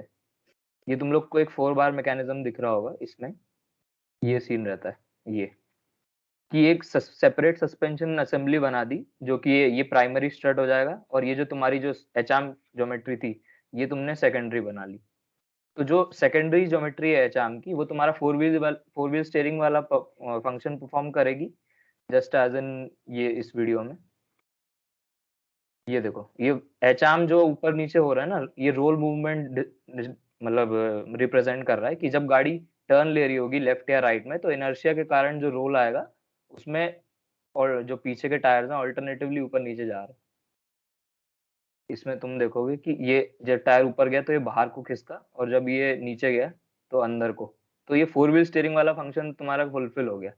अब ये जो ट्रेलिंग आर्म वाला था ये बहुत ही चैलेंजेस था। इसमें तुम देखोगे कि जब दोनों टायर ऊपर जा रहे हैं तो कुछ भी हो जाए तुमको इन एच आर्म्स के मूवमेंट को रिस्ट्रेन करना है, अदरवाइज वो फैल ही गए थे। इसमें अगर दोनों एच आर्म्स साथ में मूव करेंगे तो ऐसे इस टाइप से टो आउट टो इन वाली कंडीशन जनरेट हो जाएगी। ये मैं तुम लोग को इसलिए समझा रहा हूँ कि एक रिसर्च में कैसे प्रोसीड करना है। स्टार्ट अपने रफ से ही होता है, रफ में तुम बनाओ, आइडियाज जनरेट करो। ये जो क्या कहते हैं, ये एक शीट प्रिपेयर करी थी मेरी दोस्त से बात करके कि भाई क्या है, ये दिक्कतें हैं, तो हमने इस पे काम किया कि अगर 4 व्हील स्टीयरिंग बनाना है तो किस टाइप से प्रोसीड करेंगे। ये ऐसे रफ स्केचेस बनाओ, जो भी आ रहा है मन में उसको डॉक्यूमेंट करते रहो कंटिन्यूअसली। फिर ये सब अलग अलग उसमें पैरामीटर्स डाल के देखो, क्योंकि हर चीज तुम, ऐसा नहीं कि तुम्हारे मन में कोई चीज आई है तो तुम डायरेक्ट सॉलिडवर्क्स पे उतर जाओगे। पहले बेसिक डायमेंशंस किसी पेज पे ड्रॉ करने होते हैं उस टाइप से। ये सब आइडियाज उस समय आए थे। फिर एक आगे जाके वो 4 व्हील स्टीयरिंग का डेरिवेशन है कि कितने स्पीड पे, कितना फ्रंट के टायर्स को टर्न करने पे पीछे के टायर्स में टर्न कितना जनरेट होगा, कितना स्टीयरिंग इफेक्ट जनरेट होगा, उसका एक डेरिवेशन था। ये सब आइडियाज आते थे मन में। मैंने तो बीच में सोचा था कि अभी तुम लोग को यहाँ पे गियर बॉक्स दिख रहा है, नहीं यहाँ पे चेन स्प्रॉकेट दिख रहा है, चेन स्प्रॉकेट असेंबली जब ऊपर नीचे जा रही है। ये मेरे मन में क्या आइडियाज आते थे कि ये देखना, इसमें तुम्हें चेन स्प्रॉकेट मूव करता हुआ दिखेगा, ठीक है। लेकिन ये तो फाइनल डिजाइन है जो उसके बाद आई। उससे पहले वाली जो डिजाइन थी वो यही थी कि मैं गाड़ी में ऑलरेडी इंस्टॉल्ड था गियर बॉक्स, तो गियर बॉक्स ये इस टाइप से मोटर थी, स्टैटिक थी मोटर। तो मैं सोचा था कि गियर बॉक्स को ही हम स्लाइड करवा देंगे। इतना मतलब रिस्की चीजें सोचनी पड़ती हैं, मतलब अगर तुम माइंड क्लोज करके करोगे कि यार ये तो पॉसिबल नहीं है, तो चीजें नहीं फुलफिल हो पाती हैं। अगर तुम ऐसे फ्री माइंड होके सोचोगे ना, क्योंकि देखो प्रोजेक्ट है, रिसर्च है, ये तुम्हारे हाथ में है। ऐसा कोई रूल बुक नहीं है जैसे कॉम्पिटिशन्स में होती है कि रूल बुक है, अब हमको उसके अंडर में ही करना है, उतना ही पार्ट कवर करना है। तो फिर उसमें कंस्ट्रेंट्स आ सकते हैं, तुम फिर उतना ओपनली सोच नहीं सकते हो। इसमें मैंने सोच लिया था कि गियर बॉक्स से ऊपर नीचे करा देंगे, एक स्लाइडिंग बियरिंग्स टाइप कुछ इंस्टॉल करके किसी टाइप से। लेकिन वो फिर फाइनल डिजाइन वो फेल ही हो गई, क्योंकि गियर बॉक्स को ट्रांसलेट करवाना बहुत टफ है। तो फिर मैंने कंप्लीटली, ट्रेलिंग आर्म में यही होता है, ट्रेलिंग आर्म जो बाइक्स में है उसमें चेन स्प्रॉकेट ही होता है ना। बाइक्स में क्या होता है कि तुम्हारा जो ये वाला पार्ट है, ये इससे बड़ा वाला व्हील कनेक्टेड होता है पीछे का, ठीक है, और ये चेन कंटिन्यूअसली घूम रही होती है। और जब तुम क्या कहते हैं एक्सेलरेट करते हो, ब्रेक लगाते हो, तो ये 4 बार मैकेनिज्म की तरह ऊपर नीचे ट्रैवर्स करता है। तो वही वही फीचर अपन ने सेम इसमें यूज किया। देखो, तो रिसर्च वाला जो पार्ट था वो तो कंप्लीट है। मैंने तुम लोग को बताया कि कैसे क्या क्या कितना हो सकता है, और एक्चुअल में अकेले में करने में और बिना गाइडेंस करने में ना बहुत टाइम लग जाता है। मेरे को 1 साल तो इसको पूरा बनाने में ही लगा, क्योंकि बीच-बीच में ब्रेक्स हो जाते थे, बीच-बीच में वही जैसे एकेडमिक्स का तुमने बोला कि रिसर्च और एकेडमिक्स में कैसे बैलेंस करें, तो उसमें यही इश्यूज़ आते हैं अकेले करने में। अगर तुम लोग ऑलरेडी अभी एक माइनर प्रोजेक्ट के किसी उसमें हो, तो टीम टीम में जब काम करते हैं तो एक क्या कहते हैं, वर्क फोर्स डिस्ट्रीब्यूशन भी हो जाता है आसानी से, और तुम लोग डेडलाइन वगैरह भी सेट करते हो, तो एक हल्का सा पीयर प्रेशर रहता है कि यार अभी तक नहीं करी तो ये दिक्कत होगी, या अभी बहुत कम टाइम बचा है, उस हिसाब से। तो ये है, फिर उसमें यही एक्सप्लोर किया था फिर उसके कि रोल सेंटर का मूवमेंट किस टाइप से होगा। तो रोल सेंटर की हाइट काफी नीचे हो गई थी जो मेरी ये ज्योमेट्री थी, जो कि डिजायरेबल ही होता है। और बस फ्यूचर इनोवेशंस वगैरह एक्सप्लेन कर दो, रेफरेंसेस लगा दो। रेफरेंसेस तो मैंने नाम के लगाए, एक्चुअल में कुछ भी देखा नहीं कहीं से, ये सब खुद ही बनाया मैंने। तो रिसर्च तो ये मेरी हो गई है, अभी तो पब्लिश हो गई है, बट तुम लोग क्या कहते हैं, रिसर्च को टारगेट करके मत आगे बढ़ना कि पेपर ही छापना है, क्योंकि पेपर छापने का टफ काम जो है टीडीएस है। तो तुम टारगेट पहले करो कि मेरा प्रोजेक्ट हो, रिसर्च प्रोजेक्ट, उसको मैं कंप्लीटली कर लूं, फिर उसके अराउंड अगर पेपर डॉक्यूमेंट हो पाए और प्रोफेसर से किसी से डील हो जाए, उस हिसाब से फिर उसको प्रोसीड करना। अभी जैसे टाइम कम है, 6 महीने है, तो प्रोजेक्ट प्रोजेक्ट में इतना टाइम घुसेड़ दो कि इतना दिमाग लगा लो कि तुम्हारा जब तुम सीवी बनाने बैठो तो एटलीस्ट ये लगे कि हाँ, अगर इस सीवी में इस पर्टिकुलर प्रोजेक्ट से मेरे से इंटरव्यू में या कहीं पे भी पूछ लिया, तो मिनिमम 2 to 3 आवर्स तो मैं नॉन स्टॉप बोल सकूं, समझाने को, अगर किसी को समझना हो। क्योंकि जिस लेवल के इंटरव्यू कॉलेज में होते हैं, उसमें भले ही तुम्हें उतना डिटेल, उतना डेप्थ में नॉलेज होने की जरूरत ना हो, लेकिन हम लोग तुम्हें जो गाइडेंस देंगे वो एकदम पीएसयू या फिर इंजीनियरिंग सर्विस के इंटरव्यूज के लेवल की देंगे, कि वहां होता है इंटरव्यू 1-1, 1.5 घंटे का। और कुछ कंपनी, सरप्राइज कंपनी ऐसी भी आती है जहाँ पे मोर देन 30-40 मिनट्स टॉलरेट करते हैं वो, और बिल्कुल ही घुस जाते हैं। उस केस में तुम लोग को जो जो भी तुम्हारी सीवी में जा रहा है, उस पे इतनी थॉरो नॉलेज हो कि हर टॉपिक पे जो भी चीजें, जो भी प्रोजेक्ट्स तुमने लिखे हैं, उसमें तुम बिना रुके बोल सको। बिना रुके बोल सको का यही मतलब है कि बहुत डेप्थ में नॉलेज हो। तो पोर्टफोलियो बड़ा करो, एक्सपैंड करो, लेकिन डेप्थ एक कांस्टेंट रखो। ऐसा ऐसा मत लेके चलना जैसे आयुष ने इतने सारे प्रोजेक्ट्स दिखाए, तो अब तुम ये मत करना कि मैंने 10 प्रोजेक्ट इकट्ठा उठा लिए और सबको सब पे काम करना स्टार्ट कर दिया। जो डेप्थ है प्रोजेक्ट्स की, उसको भाई मेंटेन रखो। और अगर उसमें तुमने गड़बड़ झाला किया, तो बीच में इंटरव्यू में ऐसा वो फंसा देगा बीच में कि तुम फिर बोल नहीं पाओगे, ये इश्यूज आ जाते हैं। ठीक है, बाकी प्लेसमेंट प्रोसीजर्स का भाई अब समझा देते हैं अपन दोनों कैसा क्या रहता है। हाँ ठीक ठीक, हमने बात अभी कर ली है रिसर्च इंटर्नशिप की, और रिसर्च मतलब कैसे प्रोसीड करना है तुम्हें, इसकी हमने बात कर ली। अब हम थोड़ा बहुत बता देते हैं कि प्लेसमेंट के टाइम क्या हुआ, कैसे प्रिपरेशन करना है, या क्या सीवी में लिखना है, कैसे इंटरव्यू होता है। तो पहले मैं अपना एक्सपीरियंस बता देता हूँ कि मेरा, तो मैंने एक ही इंटरव्यू दिया था। एक इंटरव्यू दिया हाँ, था मैंने, एक ही इंटरव्यू दिया था। नहीं, एक हमारा हुआ था, जीड हुआ था, एक जीडी एग्जाम हुआ हुआ, था वो भी शायद। मैंने दिया। हाँ। उसके बाद सीधा मैंने एक ही इंटरव्यू दिया था, ओला इलेक्ट्रिक में।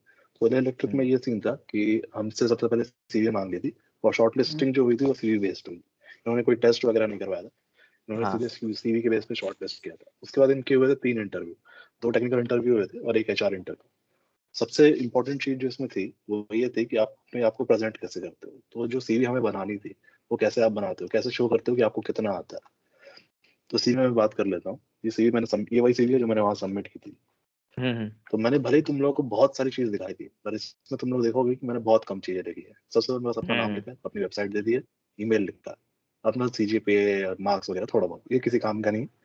ठीक है, उसके बाद यहाँ से शुरू हुआ। मैंने जितना भी तुम्हें काम दिखाया, मैंने काम बहुत जगह पे किया था, पर मैंने सिर्फ 2 ही मेंशन किया था, उसके बारे में बहुत छोटी डिटेल मेंशन की। तो सबसे इंपॉर्टेंट चीज जो मैंने किया था वो ये किया था कि मैंने जो भी प्रोजेक्ट पे काम किया उसकी मैंने सीधा वेबसाइट दी थी। तो किसी को भी अगर प्रोजेक्ट के बारे में एक बर्ड आई व्यू चाहिए या आइडिया चाहिए कि क्या है प्रोजेक्ट, तो सीधा वो लिंक पे क्लिक करे, उसको समझ में आ जाएगा, अच्छा ये देखो ये दिख रहा है, हाँ। ऐसा ऐसा होगा, इसने इस पे कुछ किया है, तो ऐसा समझ में आ गया तुरंत। तो इस टाइप से फिर मैंने दे दिया था कि मेरे को किसने गाइड किया, मैंने या मैंने किसके साथ काम किया, उसका मैंने प्रोफाइल लिंक दे दी, तो उनके बारे में तो पढ़ सकते हैं यहाँ से सीधा। उसके बाद मैंने बहुत छोटे में एक्सप्लेन किया था कि मैंने किया क्या है। तो ये मैंने जैसे एक लाइन लिखी है मात्र, ये काम बहुत बड़ा था, मैंने एक लाइन में बहुत छोटे में समराइज कर दिया उसको। फिर मैंने सेकंड लाइन जो यूज की थी, सेकंड लाइन में मैंने टूल्स बताए कि मैंने क्या क्या टूल्स यूज किए थे उसमें काम करने के। फर्स्ट टाइम मैंने यूज की कि मैंने किया क्या, सेकंड टाइम मैंने ये यूज की थी कि मैंने टूल्स क्या यूज किए। सिमिलरली मैंने एम्स के साथ जो काम किया था उसमें मैंने सिर्फ काम ही डिस्क्राइब किया, काम और टूल्स में थोड़ा डिस्क्राइब कर दिया, और मैंने पॉइंट्स बहुत कम ही यूज किए थे। और एकेडमिक प्रोजेक्ट मैंने तुम्हें कितने दिखा दिए, कम से कम 10 के आसपास दिखा दिए होंगे। मैंने यहाँ पे मेंशन किए थे सिर्फ 2, और मैंने उसकी भी लिंक दी थी थोड़ा सा कि देख ले लो कि क्या है। और यहाँ पे मैंने एक ऑप्टिमाइजर बनाया था, उसका एक यूट्यूब वीडियो है या एक गिटहब रिपॉजिटरी है, तुम देख सकते हो। पर मैंने ज्यादा उसके बारे में डिटेल नहीं दिया, सिर्फ 2 पॉइंट 3 पॉइंट इतना ही बताया था। पब्लिकेशन मैंने तुम्हें इतनी सारी दिखाई, पर मैंने यहाँ मेंशन सिर्फ 2 किया था जो मुझे लगा था कि रेलेवेंट है या जिसमें उनको इंटरेस्ट होगा, बस। और कॉन्फ्रेंस कम से कम मेरे पास 6 या 7 है जो वेबसाइट पे तुम देखो। वेबसाइट पे अगर तुम लोग जाओगे तो सब कुछ लिख रखा है, वहाँ मैंने कुछ भी कम नहीं किया। और सीवी में मैंने बहुत कम किया। सीवी नहीं, हम इसे रेज्यूमे कहते हैं। रेज्यूमे मतलब एक पेज, सीवी मतलब होता है एकेडमिया में यूज होता है, वो आप 3 पेज 4 पेज कितना भी खींच सकते हो। रेज्यूमे हमेशा एक पेज करते हैं। तो मैंने कॉन्फ्रेंस यहाँ लिखी थी, मैंने सिर्फ वही वाली लिखी थी जो मेरी सबसे बड़ी कॉन्फ्रेंस है, मतलब सबसे टॉप कॉन्फ्रेंस जिसमें मैंने प्रेजेंट किया, सिर्फ मैंने एक लिखी थी। और यहाँ पे उसका एक लिंक है, यूट्यूब वीडियो है, मतलब मैंने कैसे क्या प्रेजेंट किया। फिर स्किल्स में मैंने बहुत शॉर्ट लिखा था, जैसे कि हमारी आदत होती है कि हमने ये सीख लिया या इसका एक लाइन लिख लिया या हाँ ये कर लिया तो वो भी हम मेंशन करें, तो वो बिल्कुल नहीं करने का। जो मैंने मेंशन किया था उसमें ही जिसमें मेरे को कॉन्फिडेंस है, या मेरे पास ऊपर ऐसा कोई प्रोजेक्ट लिखा हुआ है जिसमें मैंने उसे यूज हाँ, किया, तो मैंने सिर्फ वही स्किल्स मेंशन की जो यहाँ ऊपर यूज्ड है, सिर्फ उतना ही प्रोजेक्ट से लिखा है। लिंक्ड होना ज्यादा चाहिए। मतलब उनको इतने से भी मतलब नहीं रहता, क्योंकि तुम जब इंडस्ट्री में जाओगे तो तुम्हें नई स्किल सीखनी ही पड़ेगी, पर तुम जो लिख वही। रहे हो वो इतनी ही लिखो जितनी तुम्हें अच्छे से आती। अगर तुमने एक भी चीज फालतू लिखी जो तुम्हें नहीं आती और उन्होंने पकड़ लिया तो काफी मतलब नेगेटिव इम्पैक्ट पड़ता है तुम्हारी ओवरऑल प्रोफाइल पे। उसके बाद अवार्ड्स एंड अचीवमेंट में मैंने बहुत ही सेलेक्टेड लिखे थे, और मैंने सिर्फ उतने ही लिखे हैं जितने मैंने कॉलेज के बाद किए। तो मैं ये कभी भी सजेस्ट नहीं करूंगा कि तुम वो अवार्ड्स या अचीवमेंट लिखो जो तुमने स्कूल में किए हो या तुम्हारे कॉलेज से पहले किए हो, वो मैं नहीं सजेस्ट करता। तो मैं एक बर्ड आई व्यू में बता देता हूँ कि मैंने सीवी में क्या फोकस किया। जैसे ये हमारी सीवी इस टाइप की देख रही थी, इसमें एक चीज मैं बताना चाहूंगा कि मैंने मार्जिन बहुत कम रखी है, तो ये थोड़ा नेगेटिव पॉइंट है। ना मार्जिन हमें इतनी कम नहीं रखनी पड़ती, कम से कम इससे थोड़ी सी बड़ा 1.5 इंच रखना चाहिए हमें। ठीक है, तो यहाँ पे जो सेक्शन है मैं उसकी बात कर लेता हूँ। तो एक एजुकेशन सेक्शन हो गया, वर्क एक्सपीरियंस अगर तुमने एक भी इंटर्न किया या कहीं ट्रेनिंग की है तो डालना। एकेडमिक प्रोजेक्ट में 1 या 2 प्रोजेक्ट जो तुम्हें अच्छे से आते हो तुमने किए। पब्लिकेशन नहीं है हाँ तो कोई दिक्कत नहीं, काट दो ये सेक्शन। कॉन्फ्रेंस नहीं है तो काट दो ये सेक्शन। स्किल्स डालना, अवार्ड्स एंड अचीवमेंट डालना, उसके साथ डेट्स क्लियरली मेंशन होनी चाहिए कि तुम्हारी क्या है, और ये बहुत अच्छे से एक्सप्लेन होना चाहिए कि तुमने किया क्या था। फिर एक पोजीशन ऑफ रिस्पॉन्सिबिलिटी इस पर डाला था मैंने, क्योंकि जो हमें जॉब डिस्क्रिप्शन आई थी उसमें लिखा हुआ था कि असिस्टेंट मैनेजर की पोस्ट, तो थोड़ा सा मैनेज वर्क होना चाहिए। तो एक सोसाइटी होगी तुम मैनेट में, तुम लोग जानते होगे आईवीसी नाम से, उसका मैं को कोऑर्डिनेटर था। तो मैंने वो मेंशन किया था कि मैंने क्या लीडरशिप है, कितने की टीम मैंने मैनेज की है, क्या क्या काम करवाया। तो इस हिसाब से हमने रेज्यूमे बनाया। तो इस रेज्यूमे पे बेस्ड मेरी शॉर्ट लिस्टिंग हुई थी उसके इंटरव्यू के लिए। उसका इंटरव्यू अब जो हुआ था उसमें इंटरव्यू में 3 स्टेज हुए थे जैसे मैंने बताया था। तो 3 जो स्टेज किए थे, पहले 2 इंटरव्यू थे। पहला जो टेक्निकल इंटरव्यू था वो उन्होंने सीवी पे बेस्ड रखा था। जो मैंने सीवी सबमिट की उस पे उसने हर एक लाइन पे मुझसे सवाल पूछा था कि तुमने क्या किया क्या किया। हर इंटरव्यू जो था वो 15 मिनट का चला था ओला में, 15 या शायद 10, 15 का था शायद। ठीक है, तो पहला इंटरव्यू जो था 15 मिनट का वो सीवी बेस्ड, तो उसने मेरे से हर चीज पूछी थी। अब मैंने इतने सारे प्रोजेक्ट लिखे थे पर उसको जो आइडिया था और इंटरेस्ट था वो सिर्फ ई में था। तो उसने मुझसे बाकी सब प्रोजेक्ट भले ही सुन लिया होगी मैंने क्या किया था, और उसने जो मेरे से डीप में क्वेश्चन पूछा था ई से पूछा था। तो सीवी वाले इंटरव्यू में यही हुआ था, उसने काफी डिटेल में पूछा था, सब कुछ पूछ लिया था। जो सेकंड इंटरव्यू हुआ था वो हुआ था सब्जेक्ट नॉलेज पे। तो उसने मुझसे हर सब्जेक्ट, जैसे थर्मोडायनेमिक्स हो गया, स्ट्रेंथ ऑफ मटेरियल हो गया, काइनेमेटिक्स ऑफ मशीन्स हो गया, तो ये सब जो हमारे कोर सब्जेक्ट होते हैं मैकेनिकल इंजीनियरिंग के, उसमें उसने मुझसे सवाल पूछे थे, मटेरियल साइंस के पूछे थे। तो मैंने मेरे हिसाब से 80% क्वेश्चन बता पाया हूँ। 20% क्वेश्चन में मिस कर गया था, मुझे याद नहीं थे। तो मैंने क्लियर कट उसको बता दिया था कि हाँ मुझे याद नहीं, दिक्कत नहीं। उसके बाद जो एचआर राउंड हुआ था उसमें लास्ट में हमारा, तो उसमें बेसिक एचआर क्वेश्चंस जो तुम्हें आइडिया ही होगा कि एचआर क्वेश्चंस में क्या पूछा जाता है। तो एचआर क्वेश्चन में where do you see yourself in 5 years, तो ये हमारा कोर क्वेश्चन होता है।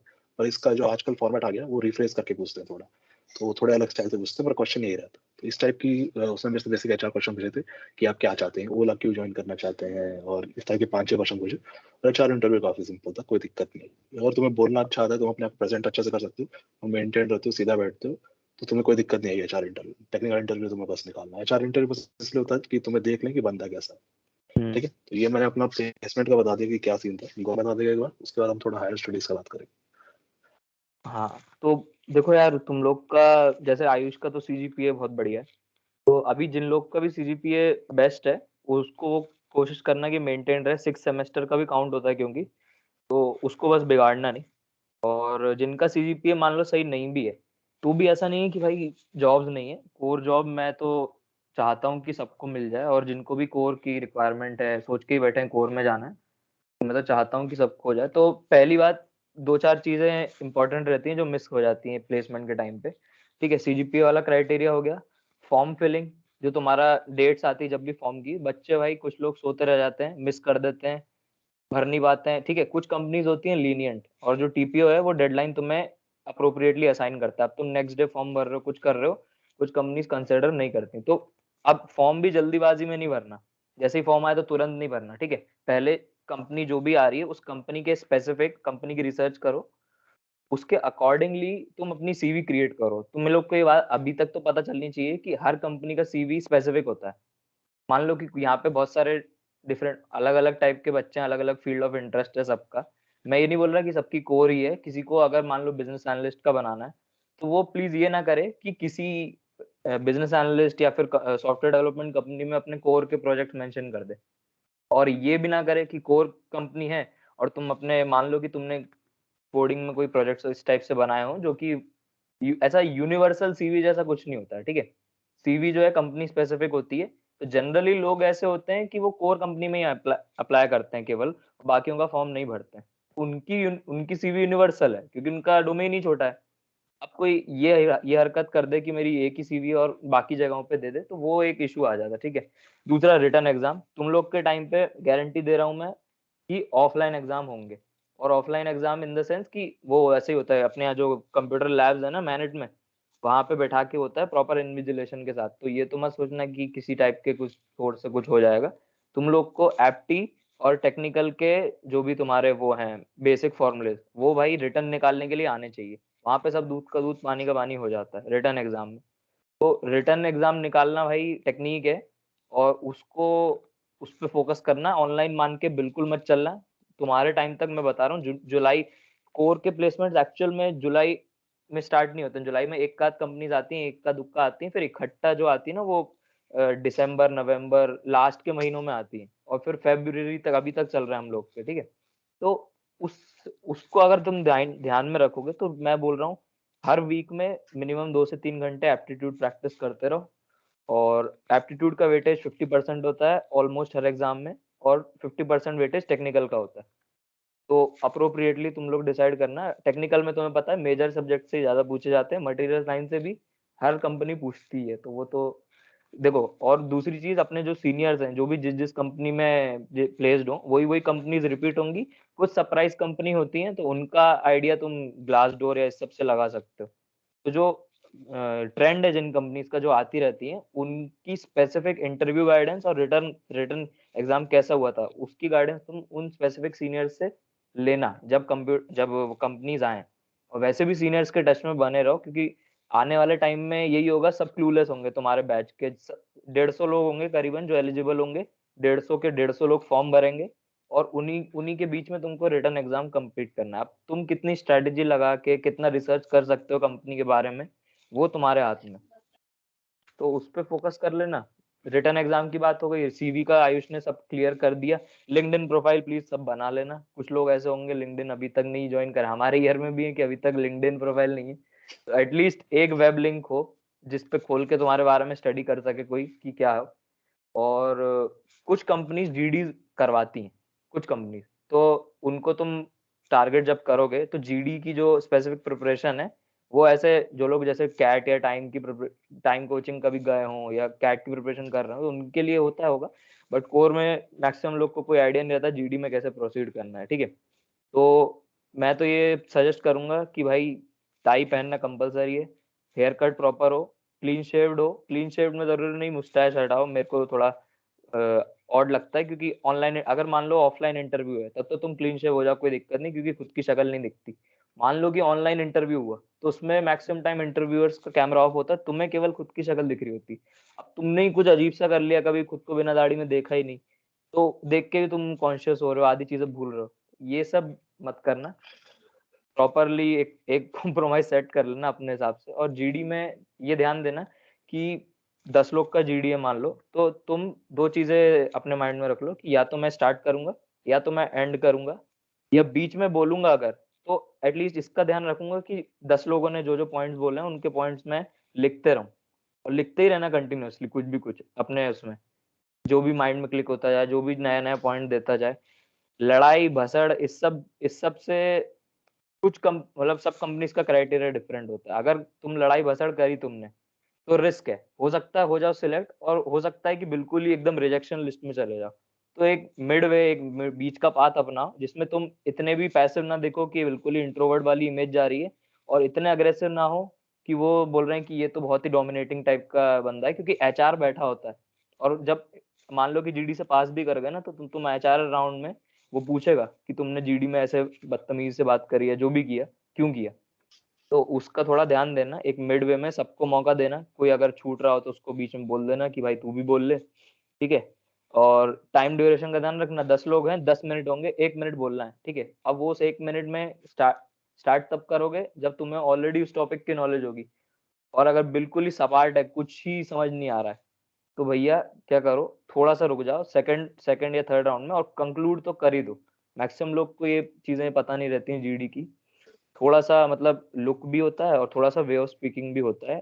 और इंटरव्यू का तो आयुष ने बता दिया कैसा एक्सपीरियंस है। ऑलमोस्ट सब जगह यही है इंटरव्यू में कि तुम लोग को पहले तुम्हारा इंट्रो है, अब उस इंट्रो को 2 या 3 मिनट में फिनिश करना है, पूरी गाथा नहीं सुनानी है, पेरेंट्स का ऑक्यूपेशन ये सब उसमें नहीं बताना है, ठीक है।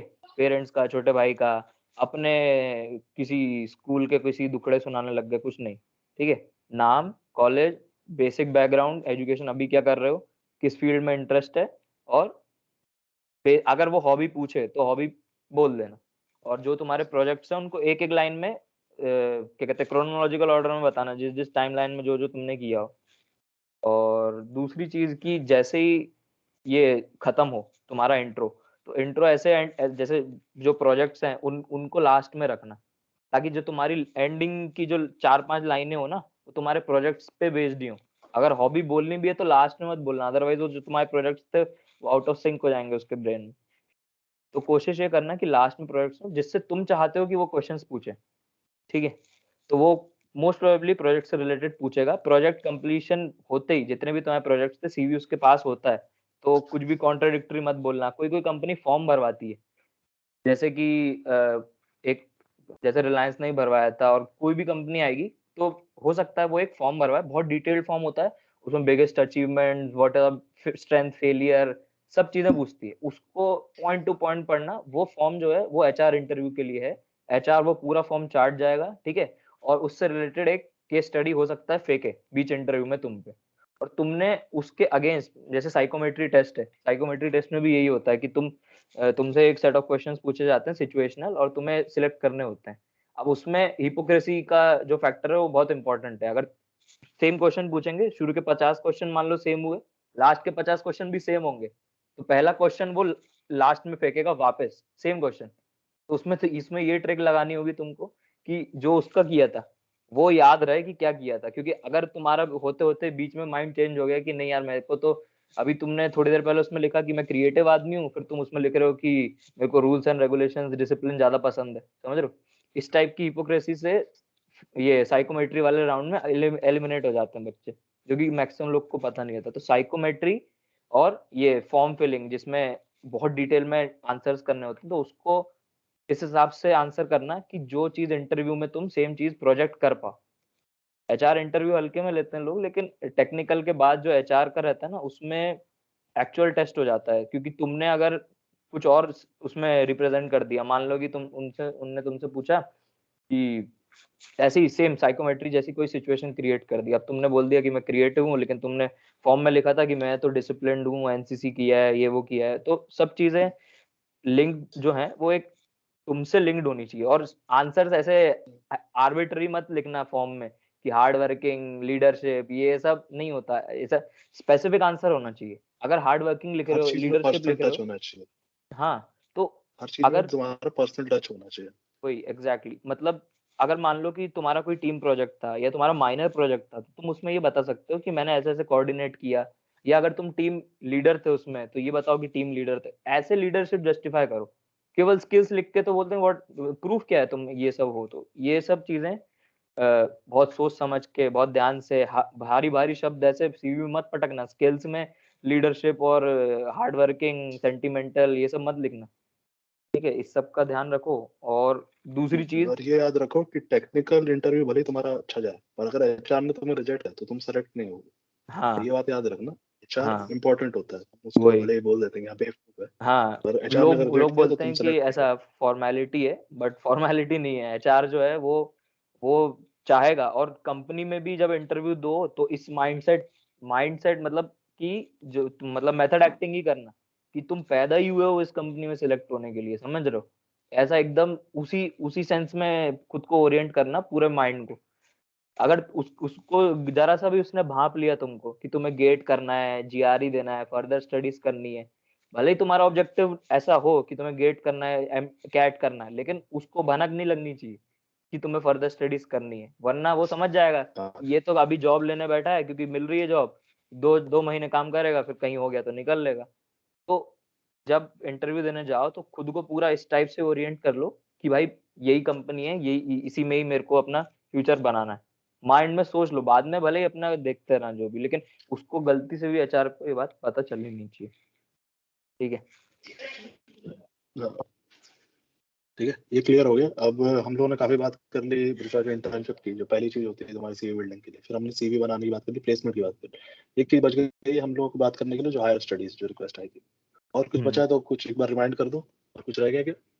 और कुछ बचाएगा तुम लोग का?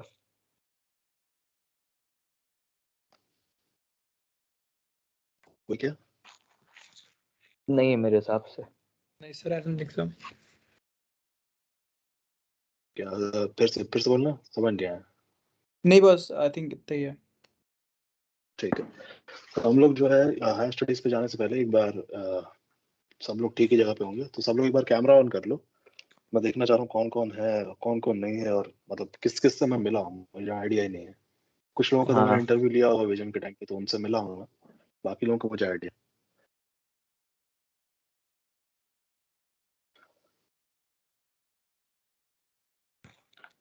काफी लोग तो देखे हुए हैं।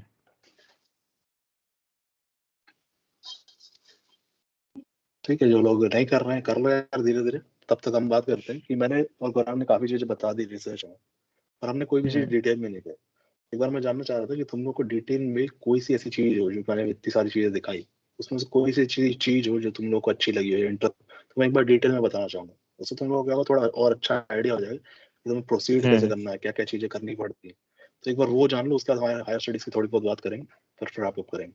तो एक बार थोड़ा डिटेल में जान जाओगे, हमारे लिए अच्छा रहेगा। बाकी मैं ये भी चाहता था कि किसी के पास सीवी हो या कोई कोई चीज दिखाना चाहता हो हमको, और हमारा सजेशन लेना चाहता हो उस पर, तो वो भी तुम दिखा सकते हो, भी तुम्हारे पास अपॉर्चुनिटी है। जैसे कि अभी मैंने अपनी सीवी दिखाई, पर बहुत टाइम ऐसा होता है कि मेरे बैच वाले ही आते हैं मेरे पास अपनी सीवी लेके, तो मैं उन्हें बताता हूँ कि हाँ भाई ये चेंज कर लो, ये चेंज कर लो, पर काफी लेट हो चुका है। अगर तुम अभी से कर लो तो काफी अच्छा हो जाएगा तुम्हारा। तो मैंने बहुत सी चीजें बताई, बहुत सी चीजें ऐसी होती है सीवी में, कुछ लोग लिख देते हैं जो एकदम ही फालतू है, देख के मेरा दिमाग खराब हो जाता है। हाँ तो किसी के पास अगर सीवी प्रिपेयर्ड हो और कोई दिखाना चाहता हो, तुम्हारे लिए काफी अच्छा होगा, तुम्हारे लिए अच्छा एक्सपीरियंस हो जाएगा, तुम्हें काफी अच्छे सजेशन मिल जाएंगे। किसी के पास तैयार हो तो कोई दिखा सके तो बढ़िया है। कोई है क्या? बाकी सबको भी थोड़ा उससे इनपुट मिल जाएगा। तुम लोग अभी बैठे हुए ना इंटर्न वगैरह के लिए, तो सीवी तो बनाई होगी। एक 2 महीने पुराना का सीवी है, दिखा सकता हूँ। हाँ हाँ हाँ, हाँ दिखा दो।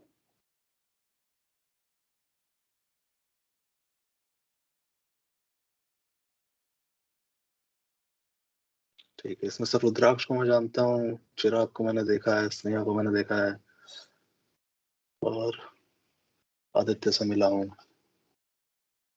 ज्यादा लोगों से नहीं मिल पाया हूँ। विजन के टाइम पे जितने लोग मिले थे उतने ही मिले हैं। विकास नहीं दिख रहा, विकास कहाँ गया? विकास नहीं हूँ आ बॉस। रहा, दिख नहीं रहा। अच्छा है, हाँ बॉस। चलो ठीक है। क्या हाल है भाई, ठीक है सब? हाँ बॉस। चलो, सात्विक क्या कर रहा है? सात्विक कोई ज्ञान देने आए क्या? आना तो आ जाओ नहीं नहीं सात्विक। है नहीं क्या नहीं, 3 मिनट सुनने में आया वो। छोड़ दिया? मैं तो भाई ज्ञान ले सुनने रहा हूँ भाई, मैं नूब हूँ भाई, मैकेनिकल नहीं आती है तो ऊपर वाले थोड़ी ना पर। आया। ठीक है, मिली आदित्य से भी। हाँ बॉस मिल गए, मैं भी शेयर कर रहा हूँ।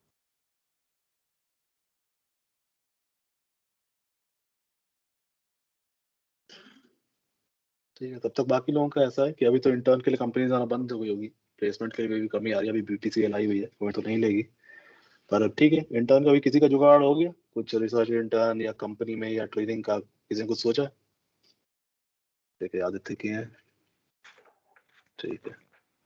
नीचे कर। और कितने पेज की है? 2 पेज की है। ये तेरा मतलब रेज्यूमे है जो कंपनी में जमा करेगा कि सीवी बनाएगा? सीवी है, सीवी है। सीवी है, ठीक है। क्योंकि एक बात याद रख लो, मतलब कि मुझे फर्क नहीं पड़ता तुम कौन हो, क्या उखाड़ा है जिंदगी में, पर तुम्हारा जो रेज्यूमे होना चाहिए जो कंपनी में सबमिट करो, वो 1 पेज से नहीं होना चाहिए ज्यादा। तुमने कुछ भी हाँ उखाड़ यार, लिया लाइफ में, कोई फर्क नहीं पड़ता, भले तुम पीएम हो, आईएएस हो, जो हो, हो कोई फर्क जाएगा, नहीं पड़ता। शॉर्ट हो जाएगा पर धीरे धीरे तुम्हारा करके। रेज्यूमे 1 पेज से, हाँ, हम्म। ये सीवी में ये तो कोई दिक्कत नहीं, सीवी तो तुम 4 पेज तक खींच लो, कोई प्रॉब्लम नहीं है। और जो हाँ, ये रेज्यूमे मेरा है, जब भी तुम रिसर्च कंपनी को सबमिट इंटर्नशिप। करो, 1 पेज से ज्यादा नहीं होना चाहिए। हाँ, ठीक है, तो तू ये जमा करते हैं वहाँ पे। ठीक है, इसमें एक चीज मैं ये सजेस्ट करूंगा कि जो तेरा ईमेल है उसे ब्लू कर दे, थोड़ा जल्द टेंशन पड़ता है उस पर। ठीक बाकी जो तूने पॉइंट्स एक्सप्लेन किए हैं, ठीक है, अच्छे लिखे हैं। जो ये तो देख रहा होगा वेरिफिकेशन वाला जो वेरिफिकेशन ऑफ रॉ एल्गोरिथम, इसमें जो तूने हम्म, पॉइंट्स लिखे हुए हैं, वो तो देख रहा है एक एक वर्ड जो है लास्ट में आ गया है, तो उससे क्या होगा, तेरी एक लाइन वेस्ट हो गई है। तो एक काम करना, मार्जिन बढ़ा दे थोड़ा सा, या तो उसको रिफ्रेश कर ले, तो एक सेंटेंस में खत्म हो जाएगा, थोड़ी स्पेस बच जाएगी। इस टाइप से जो भी सेंटेंस है जिसमें लास्ट में बस एक वर्ड आ रहा है, उसकी वजह से नेक्स्ट लाइन यूज जा रही है, उसको कम करने का और एक लाइन में कर देने का। ठीक है, और ये इंडिया और नीचे कर। ठीक है, ये तूने जो एकेडमिक प्रोजेक्ट है और इंडिपेंडेंट प्रोजेक्ट है, इसको अलग अलग क्यों लिखा है मतलब? क्योंकि इसमें कोई मतलब मेंटोर नहीं है। अच्छा। ठीक है, मेंटर नहीं है, वो मैं समझ गया, पर तूने ये किया है, मतलब देख, जो हम डिस्क्रिप्शन देते हैं, जो हम सेक्शन बनाते हैं सीवी में, वो हम 2 ही बनाते हैं, या तो एकेडमिक प्रोजेक्ट या तो रिसर्च प्रोजेक्ट। तो ये वही। इंडिपेंडेंट प्रोजेक्ट का जो नया सेक्शन है और उसमें है भी एक ही चीज, तो ये थोड़ा सा और लग रहा है। या तो तू जो उसे एकेडमिक प्रोजेक्ट में ही डाल दे, या तो जो तेरे जो 4 प्रोजेक्ट हैं जो एक सब बहुत सारे हो गए हैं, उसका 2 बना, रिसर्च प्रोजेक्ट डाल एक, और एक एकेडमिक प्रोजेक्ट, जिसमें थोड़ा सा मतलब ऐसा लग रहा हो कुछ पेपर आउटपुट आ रहा है, या कोई पोस्टर तो बना सकता है, या कोई रिपोर्ट है तेरे पास दिखाने के लिए, उसको तो डाल दे रिसर्च प्रोजेक्ट, उसका एक हम्म, सेक्शन बन जाएगा। उसके बाद जो तेरी इंडिपेंडेंट प्रोजेक्ट है, जो थोड़े मतलब लो लेवल प्रोजेक्ट है, उसको तो एकेडमिक प्रोजेक्ट में डाल, तो नया सेक्शन बन जाएगा। कोई भी सेक्शन हम बनाते हैं प्रोजेक्ट सीवी में, तो उसमें 3 से ज्यादा डालने का ट्राई मत कर। सीवी में, सीवी की बात कर रहा हूँ मैं, रेज्यूमे की नहीं। सीवी में ही हम हाँ 3 या 4, उससे ज्यादा नहीं रखना की सोचते, हम चाहते हैं कि नया सेक्शन बन जाए, क्योंकि इतनी देर अटेंशन मेंटेन नहीं कर पाता कोई भी। जो वही। तूने बोल्ड वोल्ड रखा है बढ़िया है, थोड़ा सा बोल्ड जो है मुझे लग रहा है ज्यादा हो गया है, कि जो तू प्रोजेक्ट लिखता है उसमें जैसे कि तूने ये सब चीजें बोल्ड, तो थोड़ी बहुत ज्यादा हो गई। ये जैसे कि तूने आंसर्स को बोल्ड किया, इसको बोल्ड करने की जरूरत नहीं, वो ऑलरेडी कैपिटलाइज्ड है, तो उस पर ऑलरेडी अटेंशन जा रहा है, तो कोई दिक्कत नहीं, उसे ज्यादा बोल्ड बोल्ड करने की जरूरत नहीं। आंसर्स हो गया, सॉलिड वर्क हो गया। अब कोई नई टेक्नोलॉजी है, जैसे कि तूने ये IBIFSI, इसका मतलब मुझे नहीं पता, मान ले ये कोई चीज इंपॉर्टेंट है या कोई चीज अच्छी है, तो तू इसको बोल्ड कर सकता है। और जैसे टूल्स तूने बोल्ड किया, टूल्स को बोल्ड करने की जरूरत नहीं है, ऑलरेडी उस पर अटेंशन जाता है, कोई दिक्कत नहीं। थोड़ा नीचे करो। ठीक है, जनरल्स का साइटेशन ठीक है, ठीक है, कॉन्फ्रेंस का भी ठीक है। हाँ, नीचे। हाँ, अब इसमें तूने क्या किया, एजुकेशन बहुत नीचे डाल दिया, तो ठीक है, कोई दिक्कत नहीं, हम एजुकेशन को इतनी वैल्यू देते भी नहीं है, पर क्या करना है, हमेशा एजुकेशन है जो वो टॉप पे होना चाहिए, क्योंकि हम कॉलेज स्टूडेंट हैं, हम पास नहीं हुए, हाँ और मतलब हम इंडस्ट्री में काम नहीं कर रहे, तो हमें जो पहले देते हैं, क्योंकि अभी हमारी एजुकेशन कंप्लीट नहीं हुई। सबसे पहले एजुकेशन, उसके बाद प्रोजेक्ट दे सकता है, उसके बाद प्रोजेक्ट देगा, फिर पब्लिकेशन देगा, फिर स्किल्स देगा, और ये लास्ट में पोजीशन ऑफ रिस्पॉन्सिबिलिटी, ठीक है, कोई दिक्कत नहीं, सही है, ठीक है, बढ़िया है, तेरी सी कोई दिक्कत नहीं है। थोड़ी थोड़ी जो चेंजेस मैंने बताया वही कर ले, बाकी तो हाँ, बढ़िया है। एक मार्जिन पेज थोड़ी का कम सब कर लोग सकते कर हैं, लेना। ठीक है। बाकी मैं बताऊं, इस हाँ, जैसे इसका तो सीवी है, बहुत सारे लोग ऐसे भी होंगे, और तुम लोग के अगर दोस्त हो तो देख लेना, कि बिल्कुल सपाट सीवी है, केवल नाम, एजुकेशन, हॉबी और डिटेल्स, पर्सनल डिटेल्स। तो भैया देखो, सीवी में क्या डालना है, जिसका कोई भी प्रोजेक्ट नहीं है तो माइनर प्रोजेक्ट इस लेवल का कर लो प्लीज, कि माइनर प्रोजेक्ट मैं जब लिखूं उसमें, तो ऐसा लगे कि मैंने ही दुनिया का बेस्ट माइनर प्रोजेक्ट बनाया, बाकी किसी ने इतना काम ही नहीं किया है। ठीक है, इंटरव्यू में फेंकने की भी लिमिट होती है, ठीक है, फेंकना कुछ चीजें मना नहीं कर रहा, झूठ बोल सकते हो, लेकिन उसी लेवल का बोलना है जो तुम झेल सको। अब तुमने बोला कि मैं माइनर प्रोजेक्ट था और मैंने एक्चुअल में प्रोटोटाइप बनाया है, तो या तो इस एक्चुअल में बनाया हो तो तुम दिखाओ, उसकी फोटोज वगैरह शोकेस कर सकते हो अपने रिपोर्ट में, लेकिन एक्चुअल में नहीं बनाया है तो प्लीज उसको उतना ही रखना जितना लेवल है, क्योंकि जो इंटरव्यूअर है ना वो भी फेमिलियराइज हो जाता है कि किस लेवल पे काम होता है किस किस इंस्टीट्यूट में, ऐसा उनको भी पता है, अपने यहाँ रिसर्च उतनी ज्यादा होती नहीं है और उतना सीरियसली ये सब प्रोजेक्ट्स पे काम करते नहीं है। अब तुम कुछ हाईलाइट कर रहे हो तो उसको मतलब इतने सॉलिड पॉइंट्स रखो कि तुम उसको रिप्रेजेंट कर सको। ठीक है, खाली सीवी का और ये मैंने ऑप्शन बताया कि माइनर तो जिसका खाली है माइनर उसको लगाना ही है और माइनर में मेहनत करनी है। और एक इंडिविजुअल प्रोजेक्ट कर ले, खुद से ही कर ले, कोई दिक्कत नहीं, इंडिविजुअल कर ले या टीम प्रोजेक्ट कर ले, जैसा भी हो, कोई भी एक टॉपिक लो बढ़िया सा जिसमें अच्छे खासे टूल्स का यूसेज हो और उसको इन डेप्थ में कर डालो। मतलब मैं मतलब 20-30 दिन भी मोर देन सफिशिएंट है एक कोई टेक्निकल प्रोजेक्ट इंडिविजुअल लेवल पे कंप्लीट करने के लिए, और इतना तो तुम दे सकते हो। तो एटलीस्ट तुम 2 चीजें लिख जाओगे ना तो एक पेज भर जाएगा। एक पेज भरने के लिए 1000 चीजें नहीं चाहिए तुम लोग को, एक पेज भरना है। कुछ लोग के लिए ये इशू होता है कि उनका एक पेज कम पड़ता है और कुछ लोग को ज्यादा लगता है एक पेज भी, तो ऐसे बहुत सारे बच्चे रहेंगे। उसमें बस ये देख लेना कि एक माइनर प्रोजेक्ट और एक इंडिविजुअल प्रोजेक्ट हो जाए।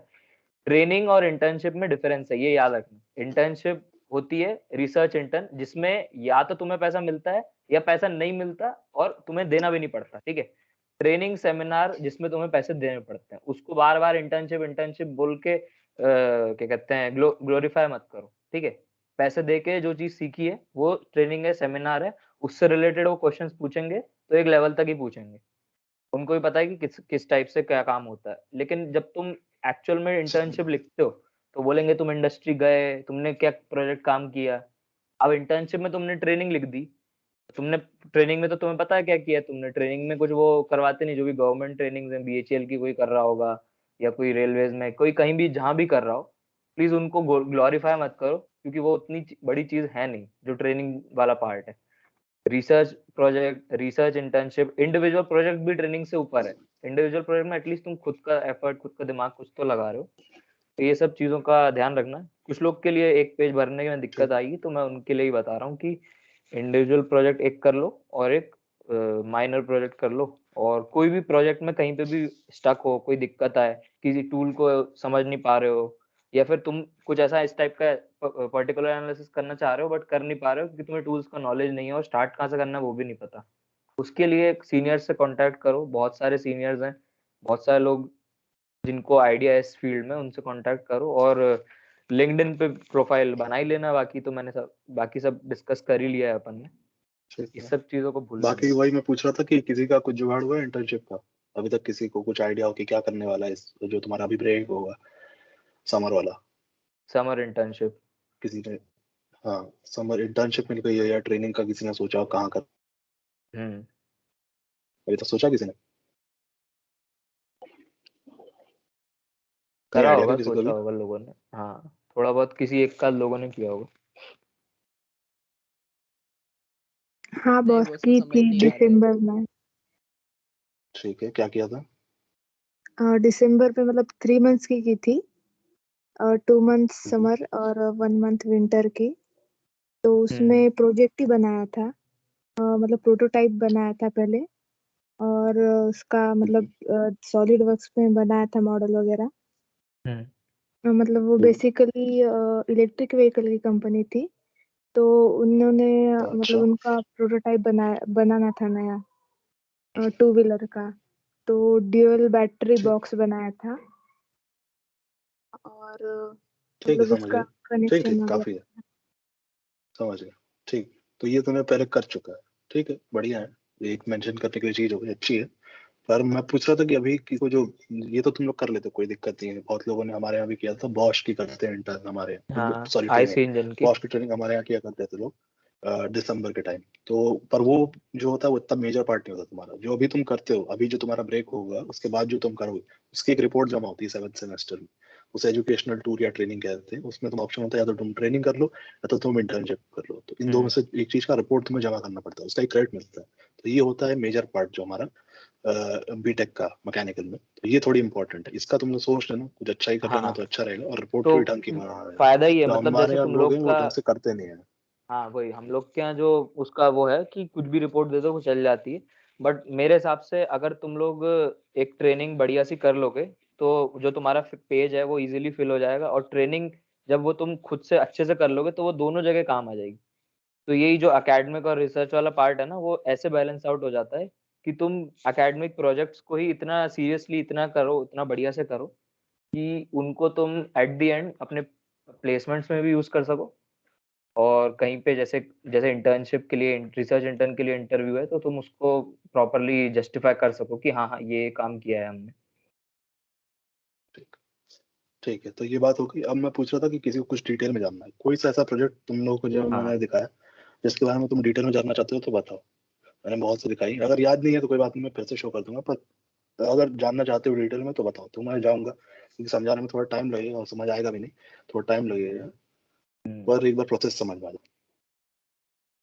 सो कोई भी एक प्रोजेक्ट जिसमें मतलब जब आप किसी इंस्टीट्यूट के साथ काम कर रहे हो किसी प्रोफेसर के साथ, सो उसमें जैसे गौरांग बॉस ने जैसे बताया कि वो कैसे खुद अप्रोच कर रहे थे, जब आप किसी प्रोफेसर के साथ काम कर रहे हो, किसी इंस्टीट्यूट के साथ काम कर रहे हो, तो वो सीरीज कैसे होती है and what are softwares you use to get to the ठीक है, रिजल्ट जो आपको चाहिए।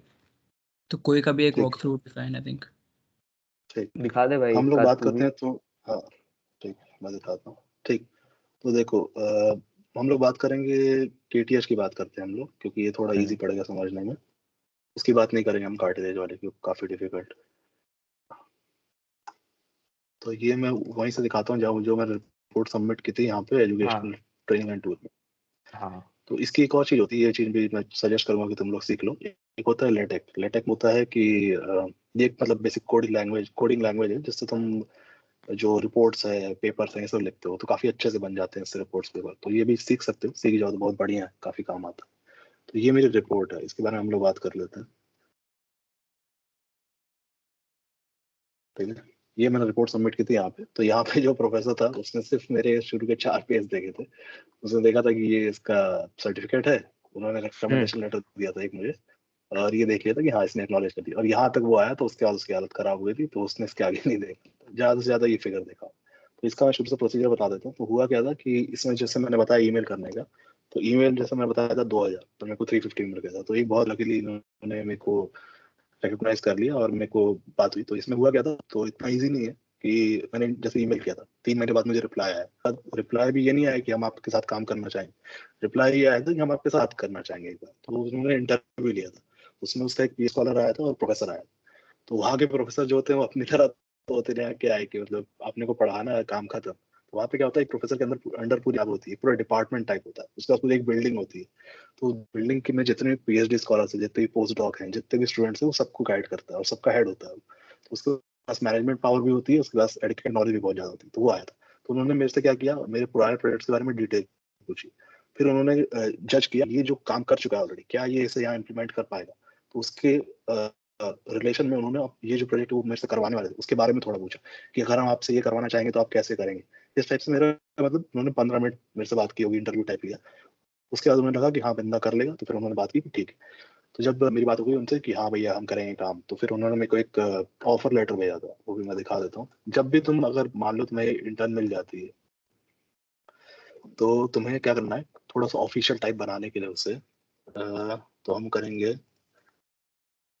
ठीक है, तो हम उन सकते हैं, हम ऑफर लेटर मांग लेते हैं, तो तुम्हें भी लगता है कि हाँ भैया बंदा सीरियस है। ये नहीं है, हाँ भैया ठीक। अरे यार ये नहीं है, छोड़ो चलो, मिल नहीं रहा। मैंने मतलब उनसे एक ऑफर लेटर मांगा था, ऑफर लेटर में उन्होंने लिख के दिया था कि आपसे ये काम करवाएंगे, आपका डायरेक्ट रिपोर्ट ही रहेगा। तो पीएचडी स्कॉलर मेरा डायरेक्ट रिपोर्ट ही था, मैं उसके साथ रोज बात, वीक में एक बार मेरी मीटिंग रहती थी उसके साथ। तो उन्होंने मुझे काम दिया था, उन्होंने क्या किया था, मेरा यहाँ पे जैसे मेरे पास लैपटॉप है, तो उन्होंने मुझे एक आईडी पासवर्ड दिया था। उनके पास वहाँ एक बड़ा मतलब सुपर कंप्यूटर तो नहीं कहूंगा मैं, पर मतलब एक हाई कंप्यूटेशन पावर वाला कंप्यूटर था। तो हाँ वो कंप्यूटर का एक्सेस उन्होंने मुझे दे दिया था, तो वो उसका मेरे पास रिमोट एक्सेस था, आईडी पासवर्ड था मेरे पास। तो मेरे पास टाइम रहता था, जैसे स्वीडन में मेरा इंस्टीट्यूट था ये वाला, तो थोड़ा सा कितना 5 आवर्स का शायद अंतर है टाइम में। तो उस हिसाब से उन्होंने मुझे एक टाइम अलॉट कर दिया, आप इतने ड्यूरेशन में उसे एक्सेस कर सकते हैं। तो मेरा यही काम रहता था कि वहाँ पे मैं करना क्या था, मैं प्रॉब्लम एक्सप्लेन कर देता हूँ। प्रॉब्लम ये थी कि वो एक ऐसा प्रोस्थेटिक डिवाइस बनाया। प्रोस्थेटिक क्या होता है कि किसी भी आदमी का अगर पैर कट जाता है तो फिर वो एक प्रोस्थेटिक पहनता है। तो उस प्रोस्थेटिक को वो डेवलप कर रहे थे, तो उसमें उनका इनोवेशन ये था, ये जो प्रोस्थेटिक वो पहनता है, प्रोस्थेटिक बहुत ही अनकंफर्टेबल होता है। तो उन्हें करना क्या था कि उन्हें कंफर्ट डेवलप करना था। कंफर्ट डेवलप करने के लिए उन्होंने जो उसका सॉकेट होता है, सॉकेट मतलब ये जो ऊपर वाला पार्ट है, इसको वो ऐसा डिजाइन कर रहे थे कि उसमें अंदर एक लाइनिंग लगाएंगे और सेंसर्स लगाएंगे। तो उससे क्या करते थे, वो हर जगह का स्ट्रेस स्ट्रेन मेजर करते थे, और पेन फैक्टर होता है कि उन्हें पता रहता है कि जो बॉडी टिश्यू है वो एक पर्टिकुलर स्ट्रेस फैक्टर के आगे जाने पे पेन प्रोड्यूस करता है पेशेंट को। वो उसको एक्सपेरिमेंटली मेजर करेंगे फाइनाइट एलिमेंट से मेजर करेंगे और सेंसर से मेजर करके, और 3-4 सिस्टम्स हैं ऐसे, उनसे सबसे मेजर करके वो डेटा लेंगे इनपुट कि हाँ भैया पेशेंट को कहाँ कहाँ कैसे कैसे कब कब दर्द होता है, मतलब पेशेंट को चला के देखेंगे, उनके पास पूरी लैब है।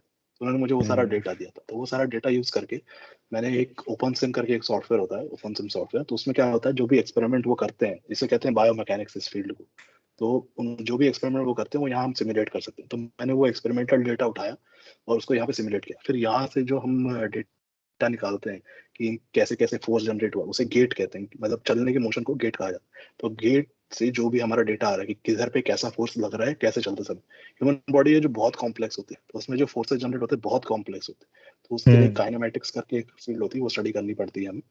तो ये थोड़ा मैंने कोड वोड लिख के यहाँ से फोर्सेस जनरेट किया था। एक हमारे पास ग्राफ आया था कि ऐसे ऐसे फोर्सेस इस टाइम पे इस एंगल पे जनरेट होंगे, वो फोर्सेस यूज करके फिर मैंने फाइनाइट एलिमेंट मॉडल डिजाइन किया था, जिसमें मैंने पूरा बोन मटेरियल ये सब थोड़ा देखना पड़ता है। एक सॉफ्ट मटेरियल्स करके एक फील्ड होती है, सॉफ्ट मटेरियल्स फील्ड में हम ये सब डिफाइन करते हैं, बोन की जो मटेरियल प्रॉपर्टीज है, टिश्यू की है, ये सब हम डिफाइन करते हैं। ये सब डेटा मैंने यूज करके काफी थोड़ा मतलब अंडर ट्वीकिंग करनी पड़ती, सब रूटीन टाइप लिखना पड़ता है, तो उससे फिर हमने ये फाइनाइट एलिमेंट मॉडल डिजाइन किया था, जिससे हमें सारा स्ट्रेस स्ट्रीम डेटा मिल रहा था। ये सारा स्ट्रेस स्ट्रीम डेटा मिलने के बाद उन्होंने ये सारा डेटा यूज करके, ये न्यूज़लेटर है उनका, ये न्यूज़लेटर वो हर साल छापते हैं, तो उसमें यहाँ पे मेंशन है मेरा प्रोजेक्ट, ये रहा मेरा काम। तो ये सब उन्होंने यूज करके, ये उसे कहते हैं मैकेट्रॉनिक्स ट्रेन सिस्टम करके उन्होंने नाम दिया, वो सब यूज करके वो डेटा उससे जनरेट करेगा कि यहाँ पेन होगा पेशेंट, तो उसके हिसाब से उन्होंने क्या किया कि सॉकेट का जो शेप है उसे रीडिजाइन कर दिया, यहाँ पे पेन ज्यादा होता है वहाँ पे स्पेस ज्यादा दे दिया, अंदर एक कपड़ा डलता है, कपड़ा नहीं कहूंगा मैं, एक मतलब सिलिकॉन या रबर का एक कोटिंग पड़ता है, तो जहाँ पे उनको पता था कि पेन ज्यादा होगा या यहाँ पे प्रेशर ज्यादा पड़ता है, वहाँ पे उन्होंने उसका मोटा कर दिया, ऐसे करके चेंज कर। और इतना मुझे डिटेल में उन्होंने बताया नहीं, क्योंकि उनका एक बहुत ही बड़ा प्रोजेक्ट था, फंडेड प्रोजेक्ट था, तो मुझे सिर्फ यही तक उन्होंने लगा था कि आप ये फाइनाइट एलिमेंट एनालिसिस कर लीजिए, बायोमैकेनिकल मॉडलिंग कर लीजिए और हमें डेटा दीजिए। इसके आगे उन्होंने मुझे बताया नहीं, क्योंकि थोड़ा कॉन्फिडेंशियल टाइप डेटा था, पर मतलब उनका बेसिक था कि वो सॉकेट का फिर चेंज कर। ये सब कंप्लीट होने के बाद मैंने उन्हें एक रिपोर्ट बना के दी थी, ये जो रिपोर्ट तुम लोग देख रहे हो मैंने वहां सबमिट की थी, तो मैंने सेम रिपोर्ट यहाँ भी रिप्रोड्यूस कर दी थी। ये रिपोर्ट जमा करने के बाद उन्होंने मेरे साथ एक फिर गुड बाय इंटरव्यू किया था और मुझे एक रिकमेंडेशन लेटर दिया था, और आगे मतलब जब भी मैं कभी भी फ्यूचर में स्टडीज के लिए अप्लाई करता हूँ तो वो मुझे एक रिकमेंडेशन लेटर देंगे, ऐसा उन्होंने बोल दिया। तो ये हमारा पूरा प्रोसीजर था रिचर्ड इंटर्न। ठीक है, क्लियर हो गया? किसी को कुछ पूछना है इसके रिगार्डिंग तो पूछ लो।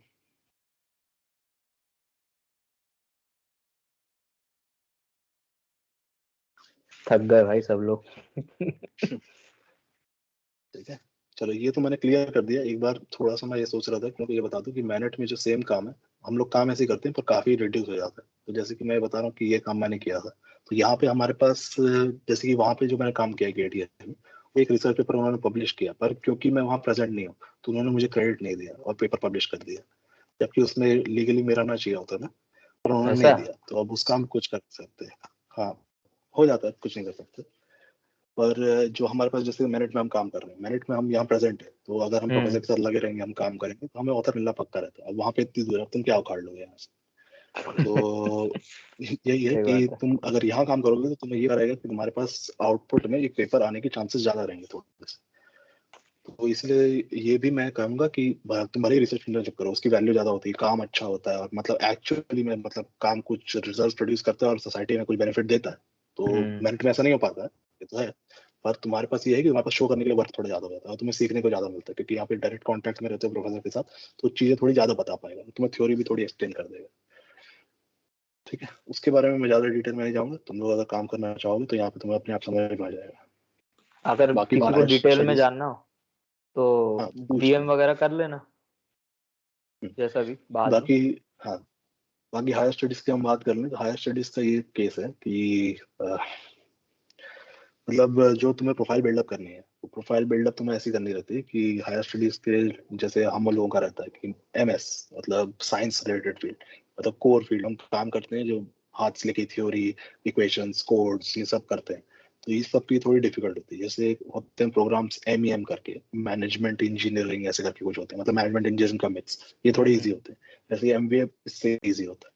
तो जो MS प्रोग्राम्स हैं दो टाइप के होते हैं, मतलब कि या तो तुम MS के लिए अप्लाई करो या तो तुम सीधा PhD के लिए अप्लाई करो। तो सीधा PhD का इंडिया में होता है मतलब जैसे कि तुम्हें कोई भी IIT या ISC के प्रोफेसर का रिकमेंडेशन मिल जाता है तो तुम सीधा जाके PhD कर सकते हो, तुम्हें ग्रेड देने की जरूरत नहीं है। जैसे लोग क्या करते हैं बेसिकली ये करते हैं कि गेट करते हैं, उससे एमटेक करते हैं, फिर पीएचडी करना चाहे तो पीएचडी सेम इंस्टीट्यूट से कर लेते हैं। पर अगर तुम्हारा काफी अच्छा प्रोफाइल है, तुम्हारे पास ऑलरेडी रिसर्च पेपर है, तुम ऑलरेडी काम कर रहे हो, तो ऑलरेडी बहुत सी चीजें आती हैं, तो तुम सीधा, जैसे कि यहाँ पे मैंने प्रोफेसर, अगर मैं चाहूँ तो मैं इनसे बात करके, जो भी इनके कॉन्टैक्ट में आईआईटी में प्रोफेसर है या आईएससी में पहचान के, उनसे मैं एक बार बात कर सकता हूँ, इंटरव्यू कर सकता हूँ, और अगर उनको मैं पसंद आ गया तो सीधा मुझे एक लेटर दे देंगे और मेरा सीधा पीएचडी एडमिशन वहाँ हो जाएगा। ये एक हमारा चांस होता है। हमारे यहाँ से जो एमएसएमई डिपार्टमेंट है, वहाँ से काफी लड़के हर बार ऐसा करते हैं। आईआईटी कानपुर में पिछली बार एक हुआ था डायरेक्ट पीएचडी में, तो सीधा पीएचडी करने लग जाते हैं। तो उससे फायदा ये होता है कि उनके 2 साल बच जाते हैं मास्टर्स, और आप पीएचडी करने लोगे तो आपको थोड़ा स्टाइपेंड ज्यादा मिलता है, तो पैसे का भी वैल्यू थोड़ा भी ज्यादा ज्यादा अच्छा है। जुगाड़ हो जाता है। हाँ, वैल्यू भी ज्यादा है। इससे ये रहता है कि हाँ भैया, आपने बीटेक में ही इतना काम किया कि आपको एमटेक की जरूरत ही नहीं पड़ी। वही। तो जो बाहर है, जिस फॉरेन कंट्रीज में, मैं तो ये सजेस्ट करूंगा तुम लोगों को, किसी को भी, कि तुम बहुत, अगर बहुत ज्यादा इच्छा हो कि करना है हमें, रिसर्च करना है, तो ही मैं सजेस्ट करूंगा कि तुम करो। नहीं तो मैं यही सजेस्ट करूंगा कि तुम बाहर से करो। बाहर से करने में ये रहती, भले ही कुछ कुछ इंस्टीट्यूट तो ऐसे भी हैं जिनकी रैंकिंग अपने रहती है आईआईटी बॉम्बे वगैरह से, पर उनका जो फैसिलिटी रहता है, जो इन्वायरमेंट रहता है, जो कर रहता है, वो काफी अलग रहता है। तो कल्चर जो चेंज आता है वो काफी अच्छा रहता है, और इसीलिए हम बहुत से होते हैं हमारे यहाँ से। जैसे आईआईटी बॉम्बे से भी कोई जाता है, आईआईटी बॉम्बे काफी अच्छा, बहुत बढ़िया है, कोई दिक्कत नहीं है। वहां से निकला मतलब बच्चा तो मतलब क्या ही होगा, तो वो भी जाके यूएस में, जैसे एक यूनिवर्सिटी पेन स्टेट करके, वो काफी बहुत नहीं ऐसी रैंकिंग में, तो वहां से भी लोग एमएस कर लेते हैं, क्योंकि जो फैसिलिटी और जो इंफ्रास्ट्रक्चर है, जो कल्चर चेंज आता है, प्लस जो तुम्हें वहाँ काम करने का मौका मिलता है, वो काफी ज्यादा वैल्यू ऐड कर देता है पूरे सिनेरियो। तो इसलिए लोग प्रेफर करते हैं हमारे यहाँ से, इंडिया से, कि बाहर ही जाके एमएस करें। तो उसके लिए, करने के लिए तुम्हें ये चाहिए रहता है कि जो प्रोफाइल है तुम्हारी, वो बहुत अच्छी जगह से करना है, और तुम चाहते हो कि तुम्हें स्कॉलरशिप वगैरह मिल जाए या कुछ हो जाए, अच्छा हो जाए। तो तुम्हें प्लान रहता है कि तुम्हारे पास रिसर्च पेपर होना चाहिए, अच्छी सी 2-3 रिकमेंडेशन लेटर चाहिए रहते हैं। तो प्रेफर्ड ये रहता है कि 2 इंस्टीट्यूट से हो और एक फॉरेन प्रॉप का हो। तो ये 3 लेटर तुम्हें चाहिए रहते हैं, जो तुम्हारे होम इंस्टीट्यूट का रहता है। जैसे हमारा मैनेट है, वहां से जो लेटर होना चाहिए बहुत ही पर्सनलाइज्ड होना चाहिए, मतलब उस लेटर से ऐसा लगना चाहिए कि तुमने उस प्रोफेसर के साथ बहुत दिन तक काम किया, वो तुम्हें अच्छे से जानता है। ऐसे 2 लेटर हमें मैनेट से चाहिए रहते हैं, और एक फॉरेन प्रॉफ का चाहिए रहता है कि हाँ भैया, इसकी इतनी अप्रोच है, इसने इतनी ज्यादा मेहनत की कि फॉरेन प्रॉफ्स के साथ काम किया बिना उनके पास जाए या डायरेक्ट कॉन्टैक्ट में, इतना इसने अप्रोच किया। तो इससे इम्पैक्ट होता है। ये मैंने बताया, एक रिसर्च पेपर हो गया और 3 जो लेटर ऑफ रिकमेंडेशन, ये सबसे इंपॉर्टेंट, सबसे ज्यादा हाई वैल्यू फैक्टर होते हैं तुम्हारी सीवी में, जो तुम यूज करते हो हायर स्टडीज में अप्लाई करने के लिए। हायर स्टडीज में अप्लाई करने के लिए जो तो एग्जाम होते हैं, जीआरई, टॉफल, वो उसकी इतनी बहुत वैल्यू नहीं होती है। और आजकल तो शायद जीआरई उन्होंने क्या कर दिया है, और टॉफल भी बस इसीलिए लेते हैं देखने के लिए कि तुम्हें इंग्लिश बोलना आता है कि नहीं। तो जो, जैसे अपने यहाँ होता था, मैं इंडिया में, कि एग्जाम दिया, नंबर आए, उसके बेसिस पे एडमिशन हो गया, तो वहाँ ऐसा नहीं होता है। वहाँ पे आपकी सीवी के बेसिस पे होता है, आपका सीवी पढ़ते हैं वो, और स्टेटमेंट ऑफ पर्पस पढ़ते हैं। ये 2 चीज सबसे इंपॉर्टेंट होती है। सॉरी, 2 चीज नहीं, और letter of recommendation, letter of recommendation सबसे इंपॉर्टेंट, उसके बाद सीवी, फिर आपकी एसओपी। 3 चीज आपकी सबसे इंपॉर्टेंट होती है, जो आप यूज करते हैं वहाँ अप्लाई करने के लिए। अब बात रही कि कुछ लोग क्यों नहीं जाते हैं और रिस्की क्यों है, तो रिस्की इसलिए है कि वहां जाके आप अप्लाई तो कर सकते हैं, पर ये रहता है कि जैसे मान लो सब लोग, तुम लोग बढ़िया हो, तुम लोग पढ़ लिए, तुम लोगों का हो गया, तुम लोग वहां जाके एमएस कर, बात यह है कि बहुत महंगा है, तुम्हें अराउंड 70 लाख खर्चा आ जाएगा। तो वो तुम मान लो तुम लोगों ने लोन लिया और तुम लोग वहाँ पढ़ने लग गए, और उसके बाद वहाँ नौकरी लग जाएगी, मोस्ट प्रॉब्ली लग जाएगी, अपन लोग अच्छे लोग हैं, अपनी लग जाती है। उसके बाद तुम वहाँ काम किए, शायद मुझे भी अच्छे से क्लियर नहीं है, पर ऐसा रहता है कि 2 या 3 साल का वीजा अलॉटेड रहता है कि तुम वहाँ काम कर सकते हो। उसके बाद वहाँ पे ग्रीन कार्ड के लिए तुम्हें, जैसे मैं सिर्फ यूएस की बात कर रहा हूँ, बाकी का मुझे कुछ खास आइडिया नहीं है, मैं सिर्फ यूएस की बात कर रहा हूँ। तो वहाँ तुम्हें ग्रीन कार्ड के अपने के लिए तुम्हें एक वीजा लॉटरी सिस्टम होता है, जिससे तुम्हारा नाम पिक किया जाता है। अगर तुम्हारा लॉटरी में नहीं आया, 3 या 4 साल का ऐसा कुछ रहता है, 3 या 4 साल तक लॉटरी निकलती रहती है, तो अगर तुम्हारा नाम लॉटरी नहीं आ रहा है तो तुम्हें दिक्कत हो जाएगी, तो तुम्हारा वीजा खत्म हो जाएगा, तुम्हें इंडिया वापस आना पड़ेगा। और अगर तुम्हें इंडिया वापस आना पड़ा, तो इंडिया वापस आना पड़ा, तब तक वो रिपे नहीं कर पाया। तो यहाँ पे तो तुम लोग सैलरी जानते हो, वहाँ की कंपेरिजन में बहुत कम है, क्योंकि यहाँ का लिविंग स्टैंडर्ड कम है। तो लिविंग स्टैंडर्ड कम है, सैलरी कम है, पर तुम्हारा जो लोन अमाउंट है वो सेम रहेगा। तो उसके चक्कर में तुम्हारा लोन रिपेमेंट है वो काफी दिक्कत कर जाएगा। इसलिए जो लोग है, थोड़ा थोड़ा सा मतलब रिस्क रहता है, तो इसलिए लोग थोड़ा कम प्रेफर कर लेते हैं। फिर मतलब जैसे मैं सोच रहा था जाने का, पर अभी मैंने इसलिए ब्रेक लगा दिया। थोड़ा कंफ्यूजन है मुझे कि क्या करना है, थोड़ा रिस्क है, इसलिए थोड़ा सोच के उसके बाद डिसीजन लेंगे। ठीक है, ये थोड़ा बहुत मैंने बता दिया। अब किसी को और कुछ पूछना है हम लोगों से, अगर यही इसी सेशन के बारे में, या कुछ फालतू भी पूछ लो। हाँ,